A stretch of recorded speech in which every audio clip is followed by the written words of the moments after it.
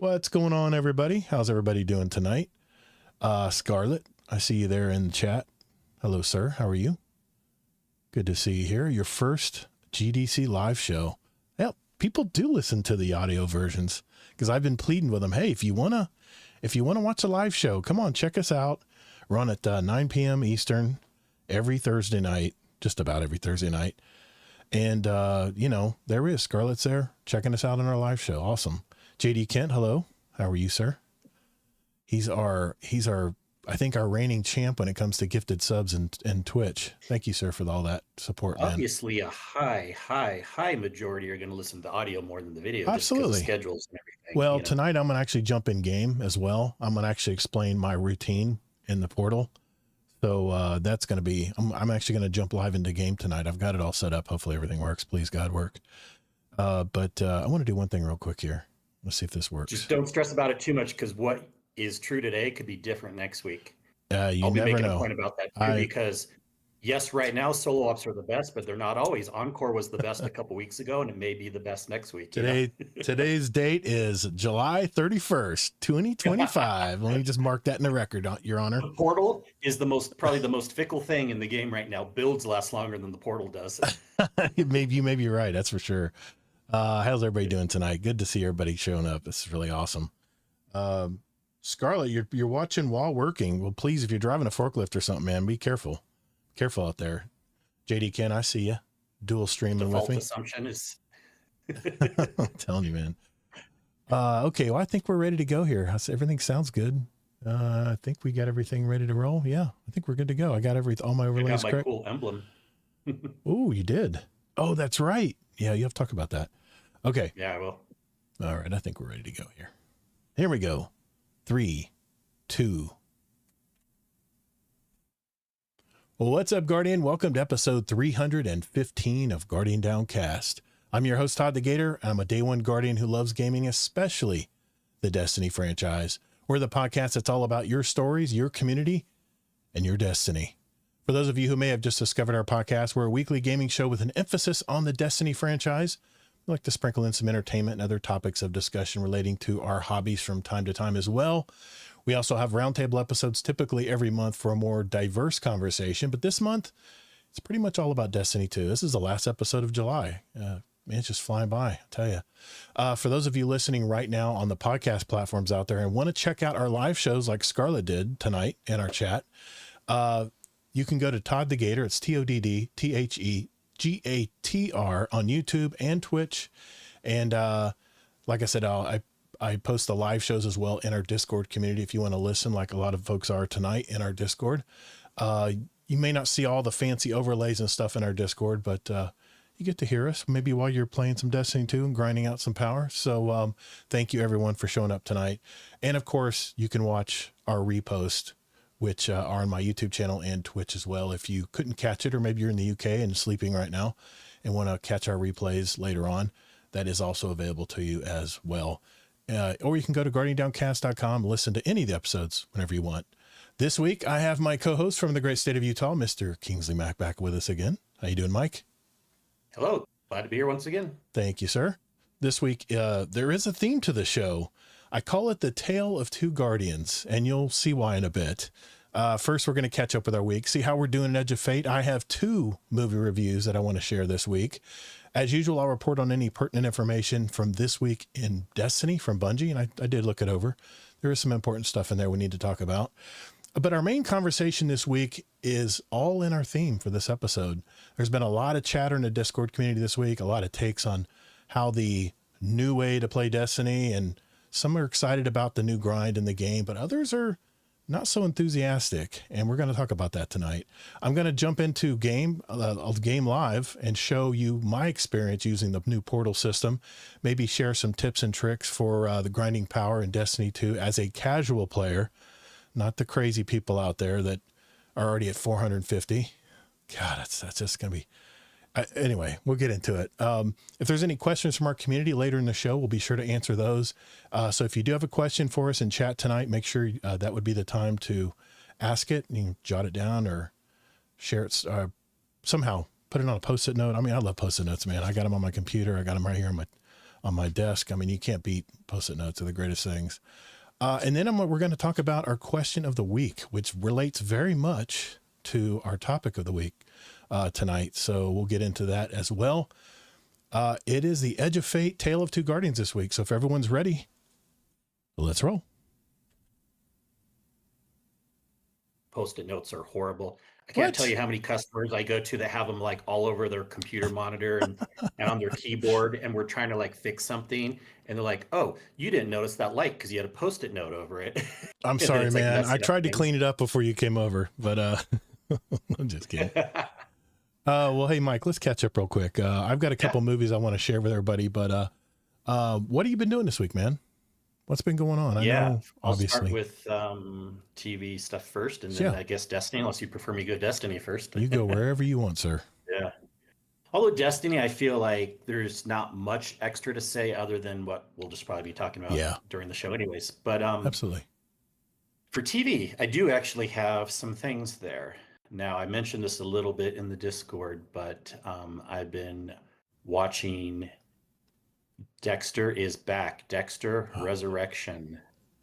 And it is freaking amazing. Really? I don't know how they did so good. They have the original show writers and everything, so that probably helps, right? Yeah. They got back a lot of the original cat. Well, enough to make it seem like a good continuation. Okay. And especially if you watch Dexter at all, the original ones, you need to watch this one because this is one of the very few rare times where you can say like a show that's stopped for a while, regrouped up, is at least as good, if not better, than the original series. It is so good. Every week, my wife and I are watching it. Like, whoa, oh, they tied this together. It's like a 10-year-old thread. Whoa, this. And every episode's been getting better and better. They can't keep this up. The latest episode on IMDb had a 9.8 rating. Whoa. That is freaking high. That's pretty freaking good, man. Yeah. Wow. Outstanding. So Now, let me ask you Can I something. Are they releasing them serially, or are they just released it all once? it is per week. Okay. And it's so tough because this is like old school TV. We're Yeah, like, I know, it's I such know. a good. It ends with a cliffhanger, but wife and I are so excited that we want to watch it week to week. We don't really want to wait until it comes out all the way. But yeah, it's really Nice, good. man. I it's on my list. Believe me. You know what? You know how hard it is for an elementary school teacher to wait for her to be available to watch half the shows we got in our lineup. So I'm watching stuff like Destination X, and that was the finale was last night. It was pretty good. But yeah. Yeah, but you just watch that one without her then, Okay. or something. Or You know what I have been doing. I've just been watching, like the new Match Game came out with Martin Short, and I watched ahead, and it wasn't as good. I'm sorry. He wasn't as charming as a host, but continue on. I'm sorry. I interrupted. Yeah, I don't actually watch that many shows with the wife, and this is one of the ones. So, Okay. And then I saw the goofy little fun movie that came out on Netflix. We all love Happy Gilmore 2. Adam Oh, Sandler. I didn't see it yet. You know, it broke records for the most streamed show on Netflix. Was it? What'd you think? I haven't watched it yet. It was good. It was good enough. Okay. I usually hate slapstick humor. Yeah. But for whatever reason, mostly probably because I liked the original Happy Gilmore, at least this one is like almost copy paste, but in a good way. Okay. And it's like, I mean, it's gonna be goofy, slapstick at times. There might be parts that are like kind of silly, stupid, but like, I still think it's one of the better, newer Adam Sandler movies, just because of the base of what they had with Happy Gilmore 1. So I don't know. I liked it enough, Okay. and I usually don't like those type of movies. So I would give. I mean, if I had to rate it, I would give it like 7.5, 8 out of 10. But like, that's what. still, that's pretty good for It's the kind of movie it Adam is. Sandler movie. It's not a. It's not a. It's not a diehard. Story and stuff. It's jokes. It's Adam Sandler. Mm-hmm. Mm-hmm. So I recommend that. Good. And that's about it for entertainment. And then gaming, nothing too notable. So if anything comes up in our conversations, I'll just talk about what I'm doing there. So. Why don't we do this, Kingsley? The new Arms Week is out this week. Why don't we talk about that after I catch everyone up? I'll talk about my entertainment stuff, and then we'll jump into Arms Week because there's been a little confusion with it this week for me too, and we'll clear that up as well. My wife and I saw 2 movies at the theater last week using my AMC Stubs A-list membership, of course. 4 movies a week now, I can see. I saw the latest movie from Kevin Feige, Fantastic Four, First Steps. I saw actually last night in the Dolby Theater, you know, the rumble seats, all that good stuff. I must admit, movie moved a little slow at first, but man, it cranked up nicely by the end. I don't want to spoil anything because it just came out. But this movie got really great ratings from Rotten Tomatoes, 86% certified fresh from critics and 92% from the audience. So it had a really good showing. I must admit, I didn't have much expectations from a Marvel movie, as most have not really impressed me as of late. Deadpool and Wolverine, of course, being the exception. I laughed my ass off on that one. And of course, the latest Superman, which is DC. It's not Marvel, but it was a very good rendition of Superman. But Marvel has been missing the mark with me post Thanos snap, so to speak. And we have a question in our Discord tonight that we'll answer about the Marvel stuff going on. The movie was a nice surprise. I love the casting, and the characters gelled nicely. The writing was much improved, more natural, and I thought it was a pretty good movie. I'm a little tough on superhero movies these days, so take that into consideration with my score. But I give this one 3.5 stars. It was just a solid, good movie. It's worth the watch, especially if you can experience an IMAX or the Dolby Theater. It's a little under what the audience score was on Rotten Tomatoes, but I'm really tough on Marvel movies. Did I mention that enough? Anyway. The second movie I watched is more of a rom-com called The Materialist. My wife and I wanted to see this one. And yeah, I was curious about that one. Yeah, she wanted to see it more than I did, I must admit, but it was for me probably more enthralling than Fantastic Four. I know that's sacrilege saying that, but it was less over the top, obviously, no CGI and all that fancy stuff. And we didn't watch it in the Dolby Theater, but this movie was all about a professional matchmaker played by Dakota Johnson. The scene is the luxurious dating culture in New York City. So place yourself there where you're a 20-something trying to find a future husband or wife, and the unrealistic expectations they demand from this matchmaker.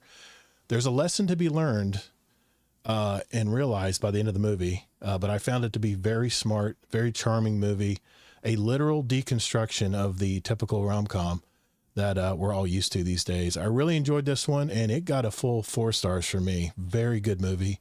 Definitely don't want to miss this one when it comes out on the streaming platforms. I don't think it's at the theater anymore. If it is, it's on one of the smaller theaters out there. But yeah, definitely check that one out. The official Saint X just joined the Discord the other day. I wanted to thank you, Todd, for recommending The Pit a few weeks ago. The fiance and I binged the whole season. Can't wait for more. Man, that's the best medical drama I've seen in a long time. I'm watching Doc right now on Hulu. It's about a female doctor who bumps her head in an accident and can't remember the last 8 years of her life, which she got divorced, was a total dick to everybody in the hospital. She was chief of medicine. Now she's back to an intern. I'm not all the way caught. I mean, the season's already over, but I'm kind of mid-season on that one. I'll let you guys know how that one turns out. But Doc is another one if you like medical type drama stuff. There's Saint. It's on Hulu. So let's see. The next movie on the agenda, and we're going to see it Wednesday. I wanted to see it this weekend, but my wife and I are finalizing things with my mother-in-law, getting her moved out of her apartment, and you don't realize how much junk you accumulate through your life until you try to clean someone else's apartment out. And this is our 3rd week cleaning that place out. So we just don't know where to put stuff. We've been listing stuff for sale, and furniture is really tough to move. Man, if you're a young homeowner out there, look at the damn Facebook marketplace. There are so many good. I mean, we have a bedroom set right now. It is solid furniture. It's solid heavy too, but it is solid. No particle board. It's really good quality stuff. A whole bedroom set with a huge dresser and a whole bed frame, everything. And we can't get anybody to touch it. So it's just nuts, man. I digress. Anyway, can I just say, holy shit, the new season of South Park I saw last week was bananas. Did you get the chance to see it, Kingsley? No. Oh my God. I considered just watching the first episode, but I've never even finished all the original. I still have like 5 or 6 seasons to be caught up. So I'll probably get to it eventually. Dude, it is the most over the top South Park I've ever. I mean, they took the gloves off on this one, man. And I'm not going to spoil anything, but did you know that Trey and Matt Parker got 5-year deal, 50 episode, $1.5 billion deal from Paramount for the next 5 years of South Park's. And of course they canceled the highest rated Late Show with Stephen Colbert, for losing $40 million a year, in quotes. No impact from anybody else, approving Paramount mergers or anything like that. But so which is it, Paramount? Anyway, that's my only political statement for tonight. I did watch. I am planning on watching the next Happy Gilmore. On South Park, yes. The thing that I like is they're very fair about roasting everyone, and of course, what they're roasting now is current events. But they even had an episode back in the day that roasted my former religion, the Mormon Church, and of course, a lot of people that would still be in it and watch that probably would be pissed. Yeah. But I don't know. I appreciate, because I'm a very fair person. I appreciate people that are fair in their roasting, no matter what side you're on, no matter if you're religious or not. They've even roasted like atheist stuff before too. So like, I just love their humor. It's really good. Oh, I love that the fact that they're not apologetic. I mean, he took like 2 years off because I guess they wanted not for everyone. They wanted their creative freedom. And man, like I said, they've roasted both sides. They've roasted left and right, like you mentioned, but they definitely aim for someone else this time around. Non-religious, oh, everything, dude. Nothing is off the table for them. And maybe we need more of that out there these days. Everything seems so freaking dictated these days. It's freaking boring. Murderbot, watching that. I'm almost done with that. MasterChef, we're getting through that as well. Finally watched the last episode, the finale of the Harry Dean Stanton, his Europe board game, so to speak, called Destination X. That's a good one to check out. I thought it was pretty ingenious how they put it all together. So if you like reality shows, that's one definitely to watch. The whole season's out now, so you could probably watch it on Hulu all you want. Some movies on my radar. I mentioned that next week. No, I didn't mention because my thought process went to something else. Naked Gun. We're going to see that on Wednesday, so I'll let you guys know how that is. There's Nobody 2 on the 15th of August. There's a movie called Weapons on August 8th. It's a horror movie. It's about children who this classroom teacher who loses her whole classroom. And there's some supernatural stuff involved. The Roses on August 29th. It's a remake of the original Roses with Angelina Jolie and Brad Pitt. Holy crap, that looks really good. Primitive War, August 21st. She Rides Shotgun is a novel that my wife read a long time ago. It's out this week as well. It's more of an independent movie. I don't know if we're going to see that one or not in time, but I'll let you guys know if we do. But that's it as far as me, entertainment-wise this week. So let's talk about Arms Week. Because hey, do you have the game pulled up? Yeah, I do have it pulled up. Okay, go to the Arms Week page and tell me what you see in the upper right hand corner. Let me log in with my if it's too long, don't worry about it right now. I got it right here. Portal Arms Week. Because I'm just laughing when you read this out loud, you'll see why. What am I looking at? Upper right hand corner, what does it say? Event. 4 days and 15 hours left. I didn't know it was only gonna be 1 week. It's 1 week. I'm you know what? Well, let's get into it. I swear, you play the game more than me. I feel like I know way more about the game than you do. I've been grinding. Man. That's for sure. I've been playing Edge of Fate every day this past week, and we'll get into that a little later. But let's talk about Arms Week. You must visit 801 in the new shooting range in order to get things started. It's very similar to Heavy Metal, the tank battle game we played in before Edge of Fate dropped. As far as the progression and reward systems, you'll recognize how it all gets pulled together. And you, of course, can buy ranks if you just want to buy it and get all your stuff and be done with it, not have to play the game.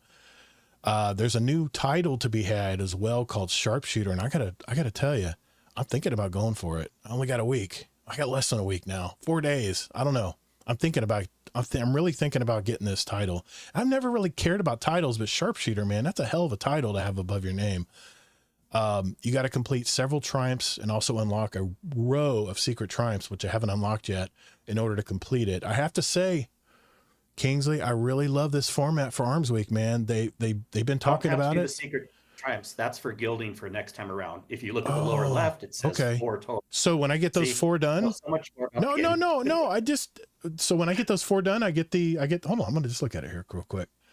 Look at the title screen. Yeah. And the lower left title progress, it'll say something out of 4. 1 of 4. Holy crap. So I'm definitely getting it. Because I've already got one Also, complete. And I'll have on the the others second done. page, those little extra dots mean they're gilded triumphs, and so that's JD, what. Yeah, JD Kent. I've already gilded the title. Holy crap, JD Kent. I yeah, you saw can the do that if hours. you want, but you Yeah. don't have. Yeah, I saw you you don't touching have to. grass. I saw that. I saw you mocking me in last week's, in the Discord last week, touching grass.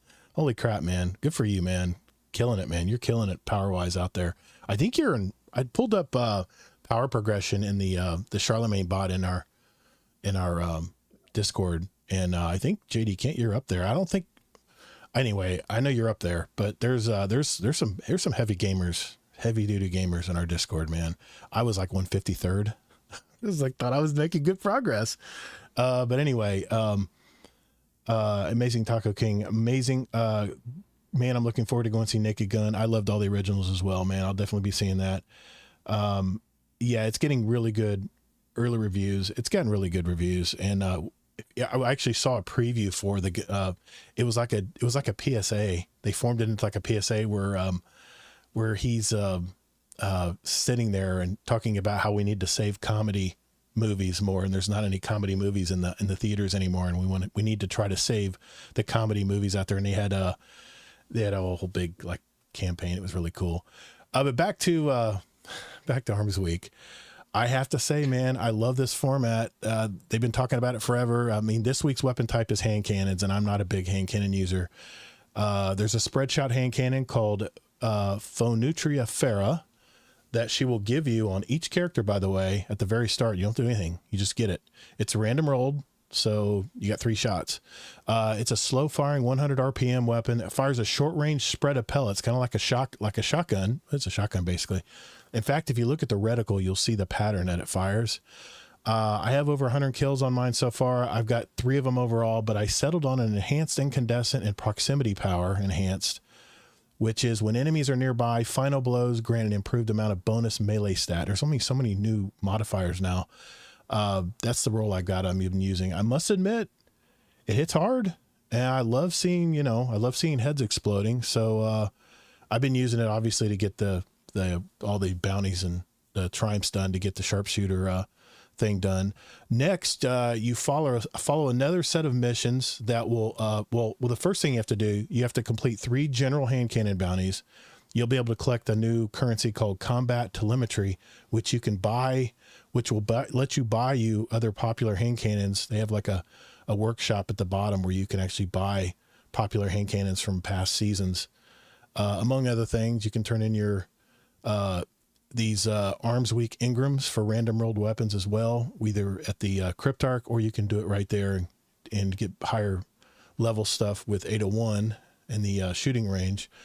Once you complete the 3 general hand cannon bounties, though, and collect that combat telemetry, you'll follow another set of missions that will unlock exotic weapon mods. These mods are temporary, and I think they only last the event, right?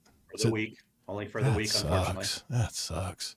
They're a lot of fun to use, though. I've been using the chaotic munitions one. I already got all what I needed to get done for the, I think it's called volatile rounds or something like that. Fragmentation rounds. Yes, thank you. Those are pretty good too. And there's another one called Cowboy Grip. I guess where you can hip fire the weapon, get a little more better stuff with it. Once you do that, and you get all these mods. And now, by the way, while I was playing my Portal activities, there were other mods that were dropping as well that were timed. They had a little timer on them, so I'm guessing that only lasts the week as well. I haven't used them yet, but I've had those dropping while playing Portal activities. So just to let you know. That wouldn't be part of the Arms Week. That'd be something else. Something else? Okay, good to know. There's only 3 for the Arms Week. Okay, perfect. I'm getting some other mods that are dropping while I'm playing. Well, there's seasonal mods, remember? Maybe that's what it is. Yeah. Anyway, these mods make many more explosions. They leave random drops upon kills. Could be wrong. Among other mods that'll periodically drop. Like I said, when you're playing activities, the main way to progress the reward track is only completing the daily and weekly bounties from 801. And I was like, this is bullshit. This is going to take forever, man, to get this reward track in 1 week.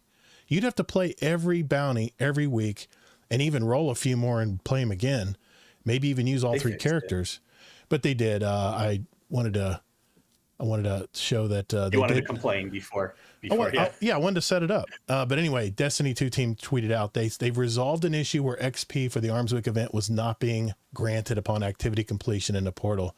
Man, I hate that they can't go back and revert all the activities that I played to get all this stuff, but they'll now be able to progress through the Arms Week event reward track by completing activities in the portal as intended, in addition to completing the daily and weekly challenges. So thank God. Man, that was brutal. I was thinking to myself, I got to have to do a ton of these bounties. I even used my flip coin and after I finished one, I would flip it and do it again. But it's been I was gonna say, man, if that's the only way to rank up, it's gonna be a long week. I ain't got that much time. Anyway, well, it's still the best way though, because Yeah. I did some since they fixed it earlier today. Yeah. And even just a daily one basically moved me like it was like 1.5 Right. slots. So they give you a lot now, even these things. So Amazing talk. I'm convinced JD Kent gets paid to play now. God, man, I wish I got paid to play. That would be my first job. That would definitely be my first job. He's at 405. Okay, you're at 405. I got you, man. I got to roll with Constrictor Barrel and 1-2 Punch. That is pretty great on my Solar Warlock, and the new exotic everything burns and blows up night. Yeah, I'm telling you, the mods, they're not holding back. What's up, Hoosier Guardian? Thanks for being a member, brother. I see that. Thanks for being a member on my Twitch account. Thank you, sir. But what do you think, Mike? What do you think of this new format of game, man? I mean, I'm having fun, man. Even I hate hand cannons, but I'm having fun. Yeah. Using them. So it's a huge shame that this is only for 1 week and only once for this update. Now, hopefully Bungie will add it more than once in future updates, but right now the plan is only once per update. Wow. There's 4 updates per year, so we're only gonna hit 4 times a year. 4 times a year? I really think they'll add it more, but right now we're only getting it once until Ash and Iron, and then there'll be another time we get it. Yeah. But it's a shame because this is one of the very few things that, since it's a new thing, that actually gets me a little excited to play because it's something new. Yeah. And how they're doing this is a million times better than how it was in Destiny 1. Yeah. And I like how it's a whole class. So it's hand cannons. Now, I don't like the hand cannon that they're promoting because a shotgun hand cannon, ew. You know, I just went back to using my Zali's Bane and other hand cannons. Yeah. Even the Agape from the Ink Destination's way better than I think. Of course, this shotgun hand cannon is good in PvP, but I don't like it for PvE at all. Yeah. But it's been fun. I've been doing the things. Another thing that is really kind of interesting and exciting about this is they kind of slid in. Now, forgive me, I usually very observant about this stuff, but did they tell us that they were also going to slide in a new trace rifle? I didn't see it. I already got one, but I'm. But did they tell us? No, I don't remember. I don't remember them telling us. You know, thank goodness, man. Would they have to tell us everything? Come on, can't we be surprised? Well, of course, but the thing that's really interesting is like this is kind of a cool surprise because it's supposed to be focused on hand cannons. Oh. And okay, Scarlett says they did tell us in the tweet last week. Yeah. But regardless, I mean, probably because I wasn't paying attention. I like this more than I thought I would. Okay. Funny enough, the ribbon tail trace rifle, that's the star of the show for me. Okay. And I already got a tier 3 version of it. Nice. And I can do threat detector or proximity power, and I can do surrounded or detonator beams. So I got some good rolls on it. Nice. PvE. And it's a strand trace rifle. And I've been looking for, because there's so many weapons I have in my second slot and usually in my second slot, I'll be doing something primary, like either Devil's Ruin or a hand cannon like Zali's Bane. I mean, or maybe even like third iteration, you know, something with primary ammo. So I've been looking for something with special ammo in the first slot. And there's very rare because you can only get strand or stasis. So trace rifle strand, there you go. Perfect. I've been kind of putting it into my loadout, and it's a lot of fun. I picked up the Warden's Law because I love the heavy shot, the 2 burst hand cannons, and I hated playing Nightfalls because I couldn't do them solo, and the Grandmasters I didn't have the power to do it. But I got the Warden's Law. I got one with Zen Moment Demolitionist, and I'm just fine with that. And I'm using that mainly to get a lot of my kills because I can put the that new mod on it, the chaotic munitions is what I'm doing now. Trying to finish the Triumph. Fragmentation rounds or something else? Yeah. No, I've I've got 100% final blows with fragmentation rounds. I got to get 100% with final blows with cowboy grip, and I'm about 70% done with my chaotic munitions, and then I'll switch over to cowboy. Your homework. Which one do you like the best? I like chaotic munitions. I'm picking up. I'm picking up like the void balls you get from that one. What do they call it? It was not a line. It was a line rifle. Yeah, it was a line rifle that you could pick it up and actually slam it on things. The little, I can't remember what it's called. Chat, help me out. But it drops all kinds of stuff. Even ammo. Yeah. It'll drop heavy ammo every now and then. It's not a lot of heavy ammo, but in a little cube of it. I'm liking it. Yeah. I'm liking it. No, that's fair. I've been liking fragmentation rounds the best so far, just because I'd rather have something consistent than random like chaotic munitions. But I gotta ask you. But yeah, it's just a shame. Yeah. And then you can ask me, but yeah, it's just a shame that this is only for 1 week and it's such a good event, and we need more. Bungie, this is my Bungie, please bring it back more often. How many times did you kill something and blow yourself up with the fragmentation rounds? I did it so many times, man, because I was trying to rush through the portal activities. I'd kill something and it would blow up with all those balls, and I'd run right into it and die. Trace rifle, thank you, Amazing Taco King. It's God, man, I really, Bungie, yes, my turn for Bungie, please. Bungie, please. How about a pulse rifle one next? And let's do it in 2 weeks, 3 weeks. Let's do it like Iron Banner. You'll have a rotating of Iron Banner coming in once a month or twice a month. Have that Arms Week come in, once a month at least. As I'm loving this activity, man. And I'm thinking I'm getting a little bored playing Conflux a million times in the portal, and this just gives me other stuff to work towards. And well, like I said, I'm going to get into that later because I want to show everybody kind of how I'm doing it. And I'm certainly not 405. I'm far from 405, but I'm a casual player. I've already told you I had to turn in my hardcore player card. I'm more of a casual player now because I'm doing content and whatever. But yeah, I'm really enjoying this. This is a win in my book for Bungie. So I'm guessing you're liking it as well, from what I can hear, Kingsley. Yeah.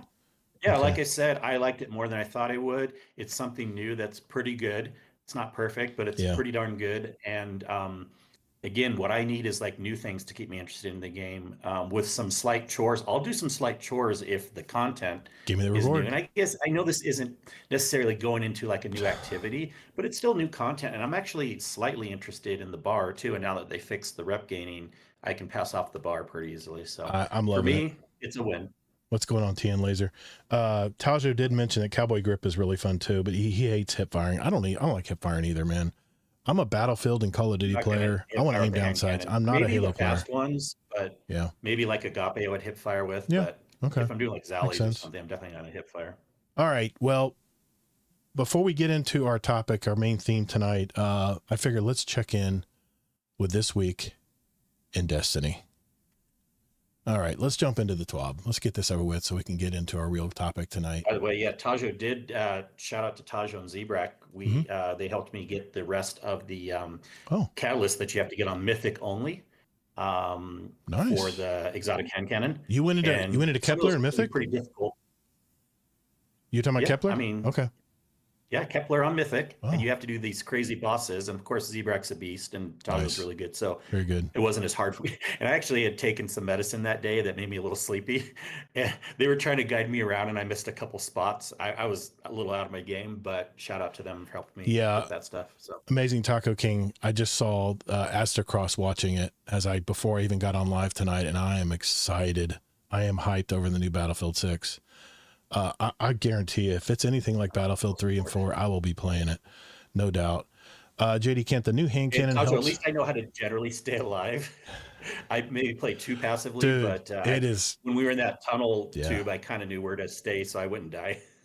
I tell you, Battlefield 6, it is chaotic. It's going to be so much fun, man. And they're bringing back their old classes again. Sorry. JD Kent says the new hand cannon helps with Grandmaster Ops. Since it uses primary ammo, it will stop unstoppable champs. You can put it in the modifier where you start with no ammo. Okay, I got you.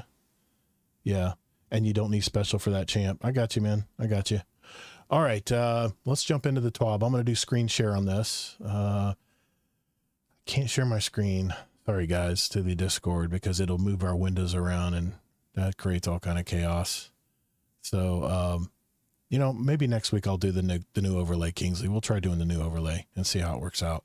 But yeah, if you have access to YouTube or Twitch, you'll be able to see us going through. But I mean, we're going to talk about it. All right, here we go.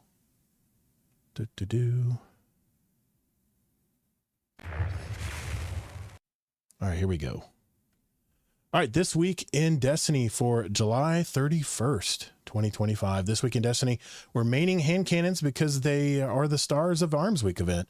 Have you earned a good Fenutra Farah yet? Or are you focusing on getting a new trace rifle? And have you seen the topics for today? Well, let's check them out. Arms Week's live. The coil is now in the portal. Solstice coming next week. Trials of Osiris is tomorrow, as we're recording this on Thursday night. Further, the Edge of Fate support. Budget your build in the Desert Perpetual raid, and an update from the Bungie Foundation. I am not going to cover all those topics tonight. We're going to go with just mainly the main stuff that we want to talk about tonight.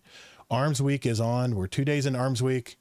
How are you? Talk about all this. Yeah, we kind of did. We kind of did. The coil arrives at the portal. The portal has received a new activity this week. The activity was launched during Season of the Wish in the year of Lightfall. Known for its mix of intense combat and interesting modifiers that players could buy from Riven, it was a perfect candidate for our new activity hub in the Edge of Fate.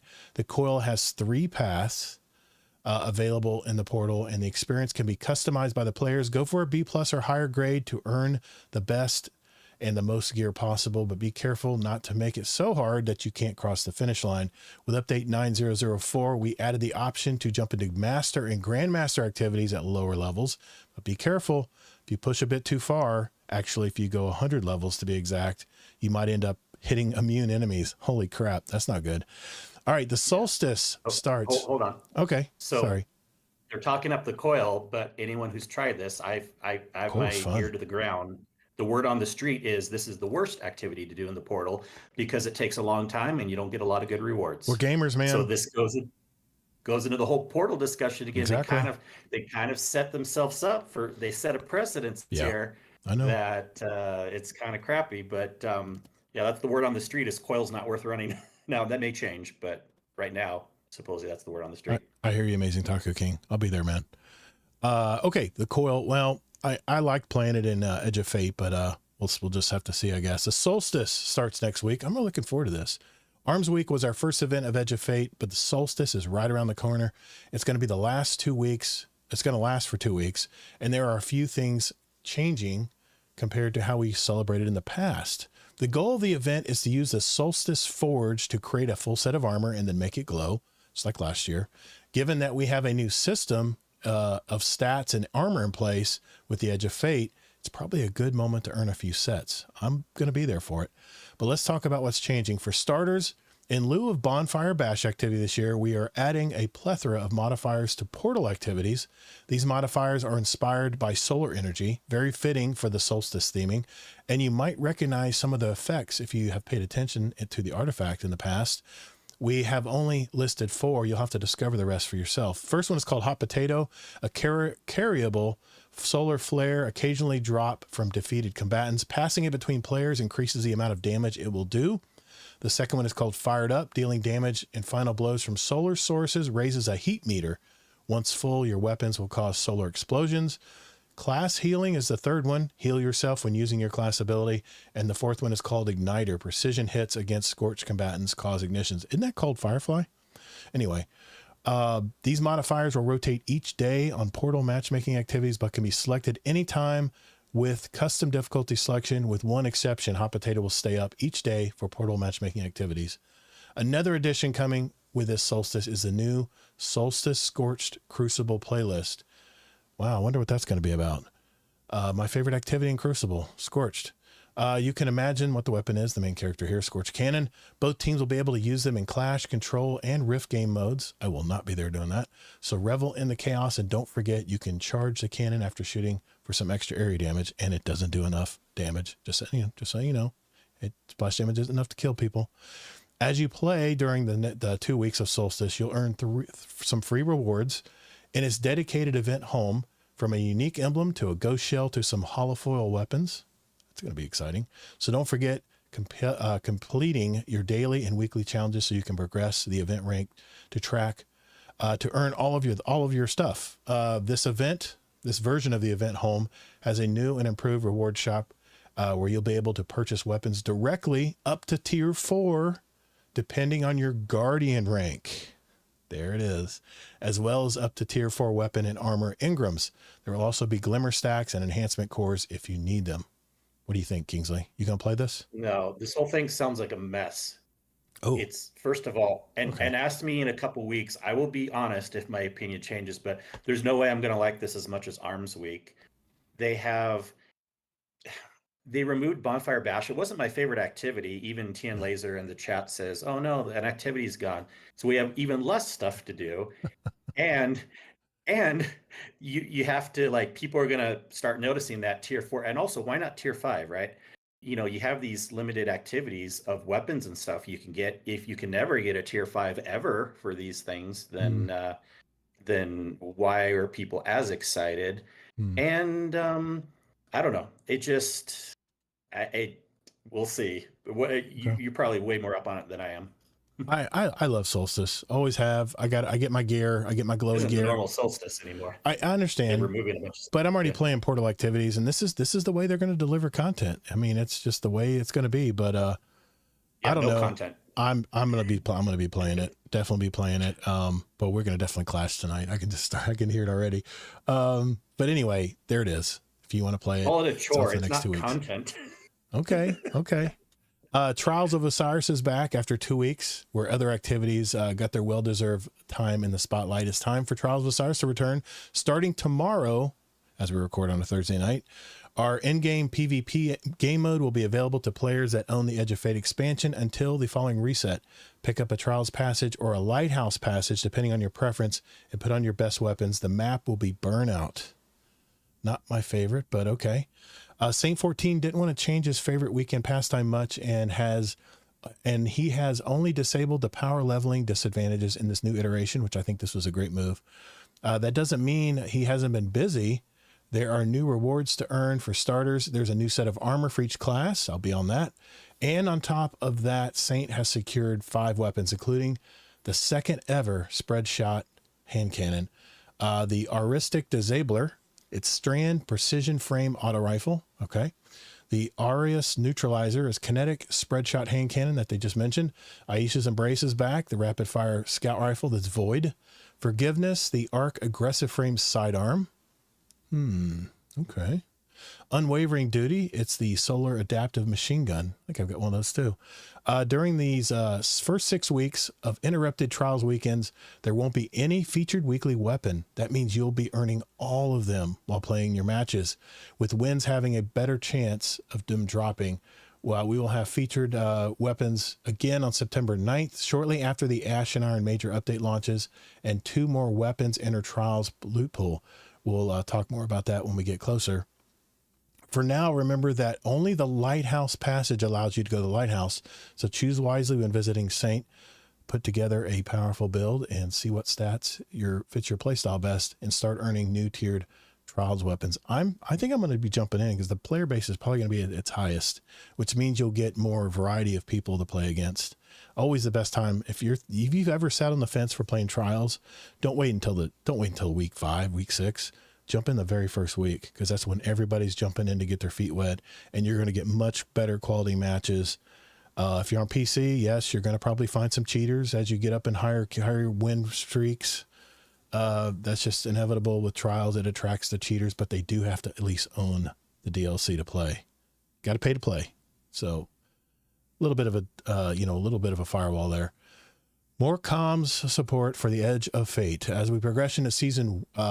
Did you have any opinions on Trials? I forgot to ask you there, Kingsley. I didn't think you would, but Okay. Could care less. Okay. I couldn't care less. Okay. More comm support for Edge of Fate. As we progress into week 3 of Edge of Fate, we have more to share about some of the issues players have encountered while playing. Some of these have already been shared in our social media channels and will serve as a reminder, but we also are expanding to ensure that missed patch notes, among other changes, are included. I'm not going to get in the weeds on this too much. The Touch of Flame on Warlock was tuned during the stat rework. The damage is reduced by 10%. Boy, they're really picking on the Warlock. Speaker Sight Helmet. The turret is reduced time-wise from 15 seconds to 9. The Wings of Sacred Dawn no longer reloads your equipped weapon from reserves. All right, this is important. Health versus shields. We have investigated reports of player health and shield functionality differing from our original explanation. Upon review, we have found discrepancies, and the following is a proper explanation on how these scale with armor stats. Okay, player health. Player health stun, the time it takes the red part of the bar to start regenerating, is equivalent to 100 of the old recovery stat. Play health regen is equivalent to 20 on the old recovery stat. The health stun and health regen tuning is intentional to get injured guardians out of danger zone quickly while leaving room for the health stat and healing verbs to be valuable. All right, now we're talking about player shields. Shield stun and shield regen is equivalent to 20 of the old recovery stat, while your health stat is below 100. When your health stat increases from 100 to 200, your shield stun and regen will improve, eventually going beyond 100 of the old recovery stat. From 100 to 200, you will also gain additional shields when facing combatants. There is an issue where the health stat tooltip says that it affects health and not shields. The tooltip will be corrected in another feature patch. Note that the 1 to 100 health stat benefit of healing per orb increases the amount of health and shields gained each time you pick up an orb of power. We will also update that on the next upcoming update as far as the verbiage, I'm guessing. On a related note, update 9004 fixed an issue with the health stat that was causing unexpected deaths, particularly in PvP. Haven't had that happen yet, but there you go. They're going to fix that. And they're investigating that warlocks are too weak. Just brush that off. They didn't say that. All right, they were left. But see, you can't have it both ways. In the Discord, you're saying warlocks are the best, and now you're saying the other two. Warlocks are always the best. They can be the worst. They can be the most terrible class in the game, and I'll still say they're the best. The warlocks. It says the sandbox for warlocks is being left behind other classes. Okay, technically that's what they're saying. Buddy builds don't benefit as much from the stat changes, and there aren't many meta melee builds that benefit from the. I was trying to say that it's not a meta build right now. Okay. Still going to use my Devour. Okay. Titan, we're investigating interaction. You never like using the meta builds anyways. I've always been off meta, buddy. Always. I play the way I want to play. Trying to claim it's better than meta. Yeah, I know. My damage numbers usually reflected in a raid. We won't need to go there. We don't need to revisit that topic. We're investigating interaction where Unbreakable on Prismatic Titan doesn't appear to work as intended with shackle grenades. Exotic armor they're looking at. Controverse Hold, which is what I've been using. Crest of Alpha Lupi, Nezarec Sin. Why are these all freaking?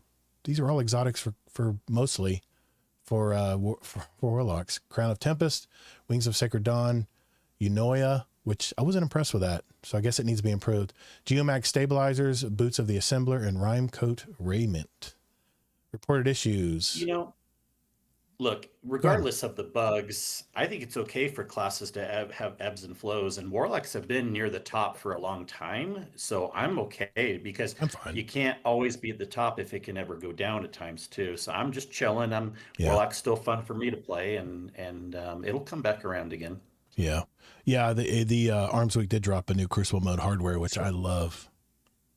One other thing someone was saying as a good point about, we don't need to go into the whole cheating thing necessarily, but did we ever talk about that? But anyways, there was one thing. They looked at a team of 6 warlocks, and of course they had a really short time. They're like, no, that was impossible to do 6 warlocks on contest mode. You had to have at least a couple other classes. So they knew that team was cheating. I mean, I guess, there are people who don't tune into all the socials out there, but 70% of the world's first clears were allegedly all cheating.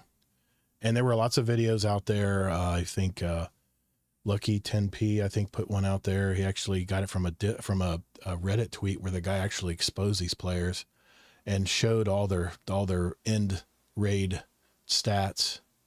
And Yeah, there was some unbelievable stuff going on, that's for sure. it's crazy. And Bungie does touch about it a little bit in the TWID this week, but all Yeah. they say is they're investigating it. And Yeah. I think everyone agrees they need to make a big example this time around and ban all the Yes. accounts and Yes. ban the people that played with them. I was even watching one guy that said, I did play with these people and I didn't realize they were cheating, even though it went really quick. But he Yeah. even said, like, I admit I should be banned I should be too. banned. So, like, Yeah, that was a game yeah. counselor. I saw that video too. The gaming counselor, I think his name was. Hey, no, gotta ban him. Hey, you know what? Here's the thing, man. If you cheat in Destiny, if you are a cheater in Destiny, you're trying to get rewards and not earn them. You're using, I don't know, what are they using? I'm sure they're using some kind of lag switch or Look, something. Or if he reported the people right away and yeah, like kind of left the team, yeah. and Bungie can look at those stats, Mhm. then maybe he shouldn't be banned, but he did not report anything. So yeah, but Yeah, yeah, I mean, that's why people should be banned if they don't here, report or play with yeah, them the whole time, yeah. you know. But Here's the thing: if you are cheating in Destiny and you don't really, you obviously don't care about the game integrity. Whether it's you're cheating in PvP to get an easy trials win, you got like 300 flawlesses. What does that really mean if you cheated to do it? Does it really mean it's empty, man? There's nothing you earned. And those well, people, not everyone feels that way, I know, but you know what? but it Life doesn't matter what they're doesn't thinking. work It that really way. doesn't. Yeah, It doesn't matter what they're thinking. They just yeah. need to be full stop, take emotions out of it. They need to be I banned, know. you know. I mean, I know Grandpa's going to give a speech, but I'm just saying, most of the people who cheat in Destiny don't care about the game. They don't. If they're blowing through just to get an emblem in the world's first raid, they don't care about the integrity of the game. They don't care about the game. So ban their asses. Ban them. Ban them. Kick them out. And don't do that stupid character ban or account ban. You got to IP their ban their ass. I've been IP banned, man. It was during the. That doesn't stop people with VPNs. It's scary. Though. Yeah, but still, it was scary as hell, man. But that one time when I first streamed Destiny 2 on PC, they said don't use overlays, and I was an idiot. I didn't know what I was using, and I was one of millions. I should have taught you to use a VPN back then. If I was you're right. You're probably right. But anyway, that's if you have to cheat at the game, then it's entertainment. It's like me going, I'm going to go to a movie theater and I'm going to cheat and speed and fast forward everything to the end so I know what the end is. You just ruin the movie for yourself. I just don't understand. Not for me. That's just an opinion, but okay. I'm just saying. I mean, come on, man. Anyway, I'll step off my pulpit. But the movie is not the exact analogy of the game. Yeah. I'm just saying, like, I can appreciate a story still when I know the ending ahead of time. Right. However, again, emotions, the reason doesn't matter because you can give reasons like, oh, you shouldn't do this because you feel away. But like, but yeah, they just need to be banned no matter what the reason. I mean, is, you agree to terms of service like you do with everything these days. And if you cross the line, you break the terms of service, you should be banned. I don't care what reasons they are justifying in their mind. It doesn't matter. They just need to be banned. Yeah. Yeah. I just, how's that any fun? Okay. I'm going to let it go. There's lots of stuff here that they are saying that they're working on. So everybody take a drink. They're working on it. The Desert Perpetual investigation, like they said, they touched on this. Obviously, if you look at the leaderboards now, the official leaderboards, a lot of people got sliced out of that now. I think it got like at least cut in half as far as the rankings out there. So at least justice was served there, but I don't know, man. I mean, Bungie doesn't have the quality control people in place that they used to. And even though they have a bot in place to auto ban people, I think for major bannable offenses, a person has to look at it. And if they don't have enough people, then it'll just keep running rampant. Team, not just one person. Yeah, exactly. But one person has to review, if someone is anyway. The raid and dungeon difficulty scaling, we've been watching feedback in the past few weeks focused on the raid and difficulty legend. I wanted to ask you, did they said they haven't done it yet. They're updating the difficulty for legacy raid and dungeon. So it's still 10 above. Tuesday. It's the 905 update, which comes out this coming reset Tuesday. right before solstice. Okay. Yeah. So if you want me to TLDR, I can explain Yeah, it go really ahead. well. Please. I need to So rest my voice. Go ahead. all the old raids were a -10 delta. And so no matter what your power level was, power did not matter. And they, because of the negative CB4, they didn't have a power level. So you could remember how you could go to the 30 above and things would feel a lot easier. Mhm. I mean, they had a power level, but like it was like so low that people could, all the normal raids always felt easy. Right. But now it was -10 no matter what. The new raid supposedly was -20 out of non-contest mode, just normal -20. Okay. But they're lowering everything by 10. Even the future hard mode of the raid will be lowered by 10. So all the old raids now are just 0. They're at base, kind of. Okay. I'm assuming how it was before, and then the new one will only be -10 instead of -20. Got you. This will actually make a huge difference because depending on the raids, like Vault of Glass is still super easy. King's Fall is quite a bit, not quite a bit, but moderately more difficult, especially on War Priest. Deepstone, it's a little bit more difficult, but like it was, the word on the street was people were just not as interested in raiding because they were having to be a little more try hard. They just wanted a fun group up. Right. So I think I kind of expected, I said I said last week, this is one of the biggest issues with the game. It doesn't feel good right now. And I kind of expected they were going to change it, and they did it pretty quickly. And I think this is a very, very smart move. You still want to have some things that are like permanently locked below for special events or maybe super high level activities, but don't bring the floor up. Just Right. make the high end more difficult as options. Got you. Okay. Yeah. In a nutshell, yeah, that's basically it. They did. I know we've had people talking about the sprint bug that's been going on, especially in PvP. Yep. And the reason for that is when modifiers, they have a limit in PvP games, and because of the new way that gear modifiers and gear stats are changed, you can shoot some modifiers beyond the limit of what the game allows. And I guess that's what they're doing, is they're punishing you with slower, and I guess guns aren't completely firing. This bug's been around for a while. Yeah. Just it wasn't being hit since Heresy lately. Yeah, just that's because they never thought people could go beyond the stat the stat numbers. So if you're getting pushing this game to the limits, back to the discussion, they need to kick off old gen. Yeah, I mean, Battlefield 6 not on PlayStation 4.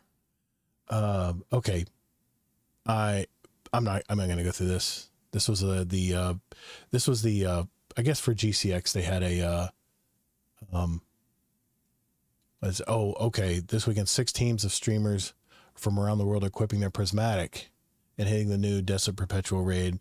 Global Destiny 2 creator event. Budget your build. Shout out to Sammy Cat, Bow Expert, with the brainchild behind this event. Before they even enter the raid, each player is given a small amount of virtual money to buy their super abilities aspect. That's a neat idea. And exotic armor for each encounter or additional challenge completed. Everyone gets an additional money to upgrade their builds.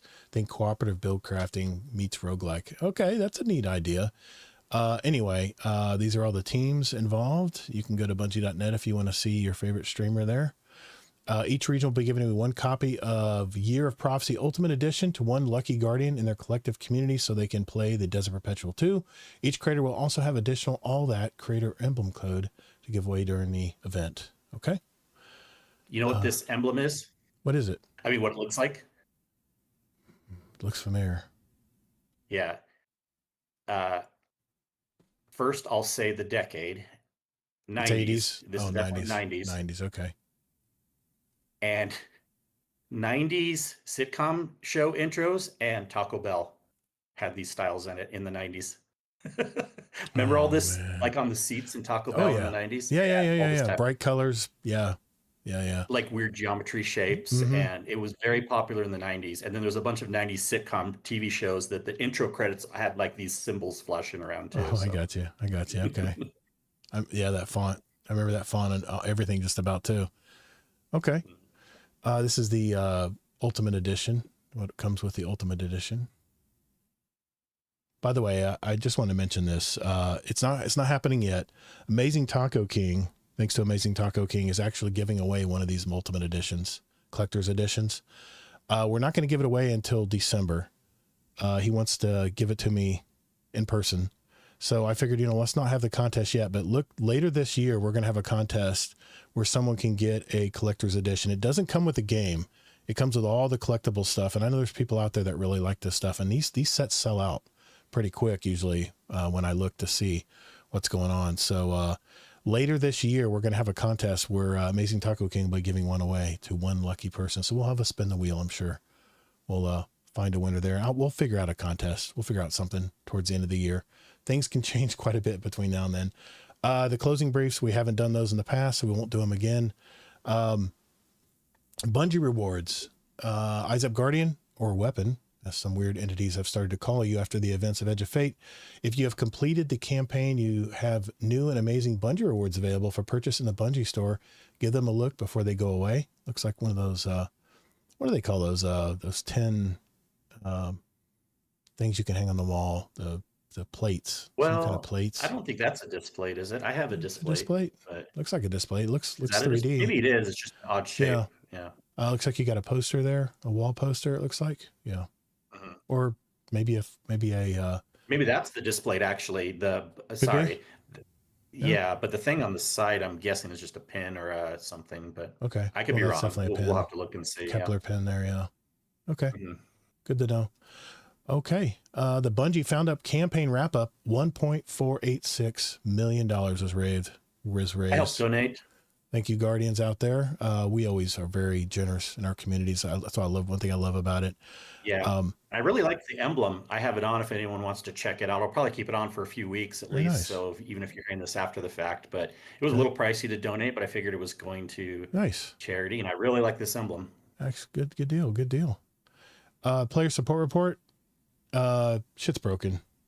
I'm not going to go through all this. We know we're having problems. I've been getting beat errors like crazy playing Portal activities on my PS5. I know that's probably a known issue out there, but I've been kicked out of a couple Portal things. It's been driving me nuts. Some really cool art here from our Artist of the Week. We have a movie of the week as well. You can check that out on Bungie.net. And just like that, this twit is over. Hope you're earning lots of great hand cannon rolls from Arms Week and that you are wreaking havoc with the exclusive mods that you use for a limited time. We have Solstice in the coming weeks. I'm excited. With some interesting modifiers that benefit from solar weapons. How about that solar scout rifle from Iron Banner last season? I'll be using that. So that solar hand cannon might come in handy. Nah, solar scout rifle will. Hey, Ada, check this roll. All right, Destiny 2 community team. We say it every week, but thank you, Destiny community team, for communicating with us every week. Not a lot of games do that anymore. I don't know about you, but I played Call of Duty forever, decade. And we didn't get weekly ways that they communicated with us and what's going on in the game. So thank you, Destiny 2 community team. We appreciate you and everything you guys do for us. So that is the TWAB for July 31st. All right, let's get on to our topic of the week. All right, good deal. You're going to have to talk more on this one because my voice is, it's already getting scratchy. I got the fan pointing away from me, but I don't talk all day. I'm taking care of clients. I put my head down. I'm working. I try to save my voice, but it just every freaking week, man, I have issues with it. Okay, we can get rid of that. I did want to, before we get into, I want to record this. Before we get into our topic of the week, I wanted to share an article from, this is from the game. What's it called? The gaming. It's from Zawad Ali. I read a lot of his stuff. The Game Post. It just says TGP at the top. The Game Post. This is a pretty good article. Allison Lures at GCX, which was last weekend in Orlando, Florida, sat down with Mr. Raffle Waffles and talked about how they were going to be delivering content into the future.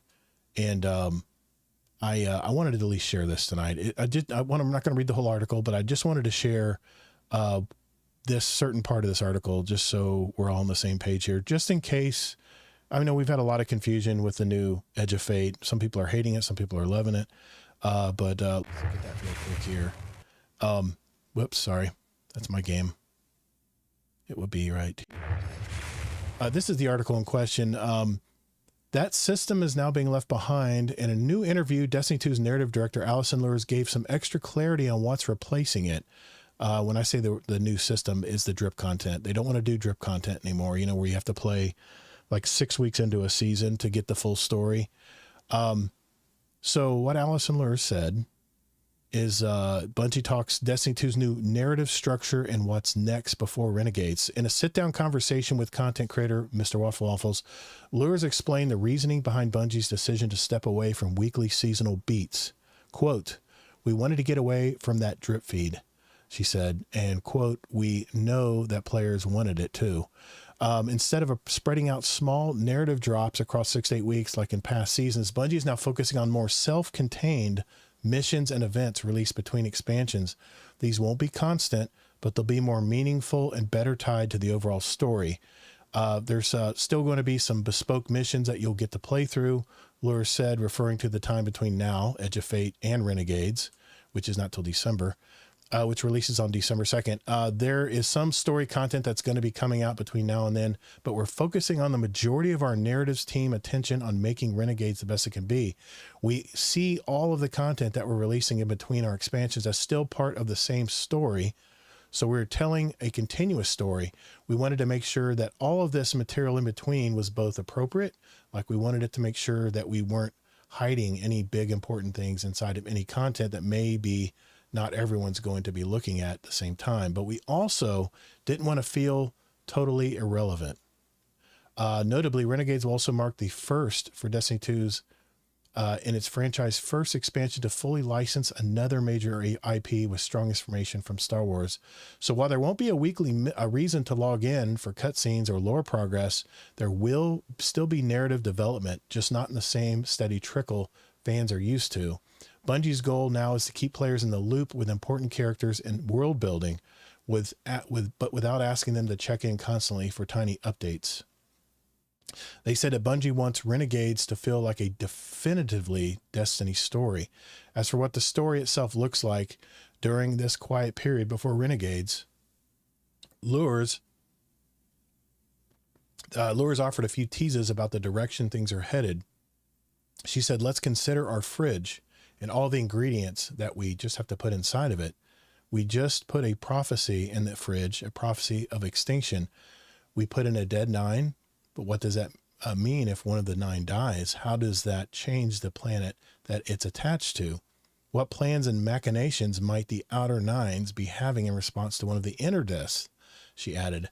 Lures made it clear that Renegades won't be isolated. We want the Edge of Fate to be the thing that blows the story outwards and connects to lots of different things in brand new ways, she said. "So we'll be meeting some new characters. We're going to be exploring some familiar places in unfamiliar ways. We wanted to make sure that Renegades feels like a definitively Destiny story." God, I'm like Astacross. I'm going to start looking up words now. We already have some in-game lore hints about the Renegades might be taking us. There's been some leaks. And what characters might be meeting in this new Star Wars inspired expansion. You can learn about this more here. On top of that, the new behind the scenes images have been confirmed that legendary former Bungie composer Michael Salvatore is working on Destiny 2's future soundtrack, seemingly for Renegades. So what do you think about all this, Kingsley? Well, how is really Mr. Waffle Waffle? Stuff. I'm not trying to downplay the article, no. And the thing, it's in the game, and we pretty much, and the fact that she said we're going to a familiar location, it's Mars. We're going back to Mars. So, and I heard something about Zura's involved. I'm not going to spoil anything, but I heard Zura's involved this time around. So, we'll have to see. We'll see how it turns out. So, anyway, okay. I just wanted to read that article real quick, and I'll see if it's anything new. I'll determine whether I want to put it into the audio version or not. Okay, that is done. Let me get a quick drink here and we'll get into it. I mean, maybe I'll watch the whole thing, but like just what you read, I don't think was anything too interesting, at least to me. I kind of already knew that, but it's funny. See you, Tajo. See you, buddy. I got to tell you, man, I was watching that interview and it was kind of boring. I mean, Because it sounds like, and she's a really cool person, but it sounds like she's just trying to hype stuff we basically already know, yeah, but use different sentence structures to make it like yeah. it's new, exciting information she's giving us, but it's kind of stuff we already know. And Yeah. I was sitting there listening to to the to the interview, and I'm like, I'm not learning anything new here, so I probably won't put that in the audio version. But anyway, yeah. So I don't know. I mean, We'll some see. people may not have known we're going to an old familiar location, but I wouldn't even say it's a spoiler because there's some in-game lore that kind of hints to that. So Okay. I don't know for sure. There's no actual leak, but I'm assuming it's Mars, just Yeah. because of what was said. And plus they had a trailer for Renegades and they showed some Cabal kind of in some weird armor. If you go back Mm, and watch that, that's actually in the official trailer that came out. okay. So All right. Cabal, Mars, it all makes sense, Got you. Yeah. All right, man. Let's get into it. You need to get up, use the bathroom or anything? Or are you good? Yeah, I'm good. All right, let's get into it. Here we go. 3. All right. I labeled this, or I guess I created this theme. Kingsley had nothing to do with it. I pushed it on him. He says, okay, fine. We'll go with it. I call this the Tale of Two Guardians. Like I mentioned earlier, there's been a lot of input with the new way that Bungie wants us to play Destiny 2 Edge of Fate. That point is crystal clear with this new system to getting higher tier gear. I named tonight's theme the Tale of Two Guardians due to the fact that Mike and I have very different types of Destiny gamers. I mean, it's been discussed in past episodes that Kingsley values the story and discovery more than rank and power number going up.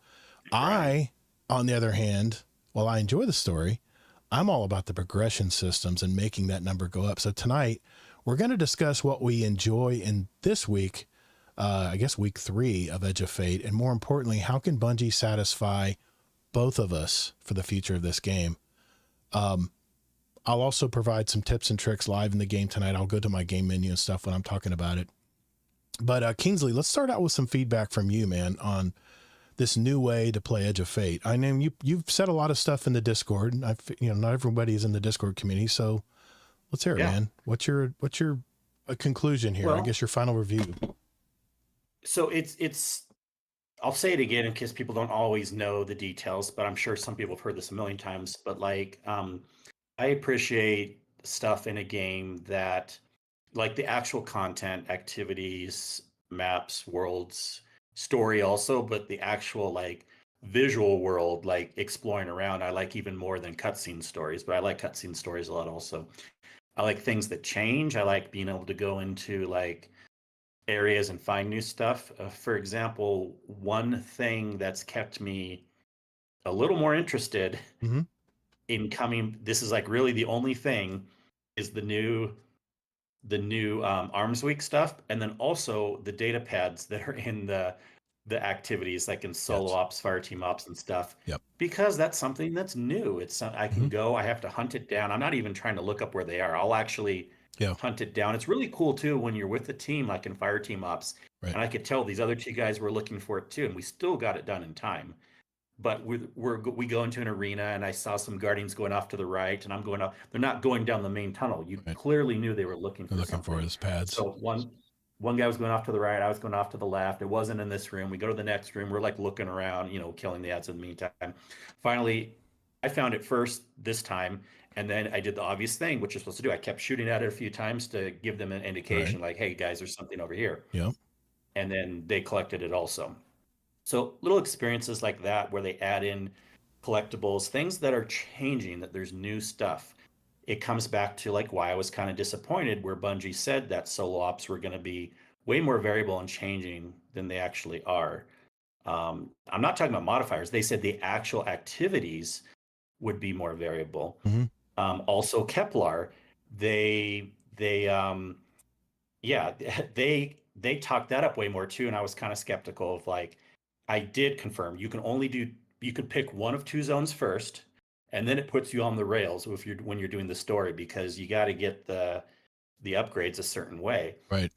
And yeah, there's lots of stuff to collect in Kepler, but nothing's really like variable. In fact, Dreaming City was way more variable for like a couple months than Kepler ever was, as far as like new things changing out every week, and like it was like a higher remember like the Taken got higher and higher week after week, and there was like actually new things to find.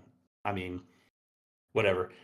So I like things that are variable and content. And to answer your question, I honestly don't think they can do much. I hate, you know, you don't want to hear that, but like No, I'm just being they have less honest. staff. They have, how are they going to add?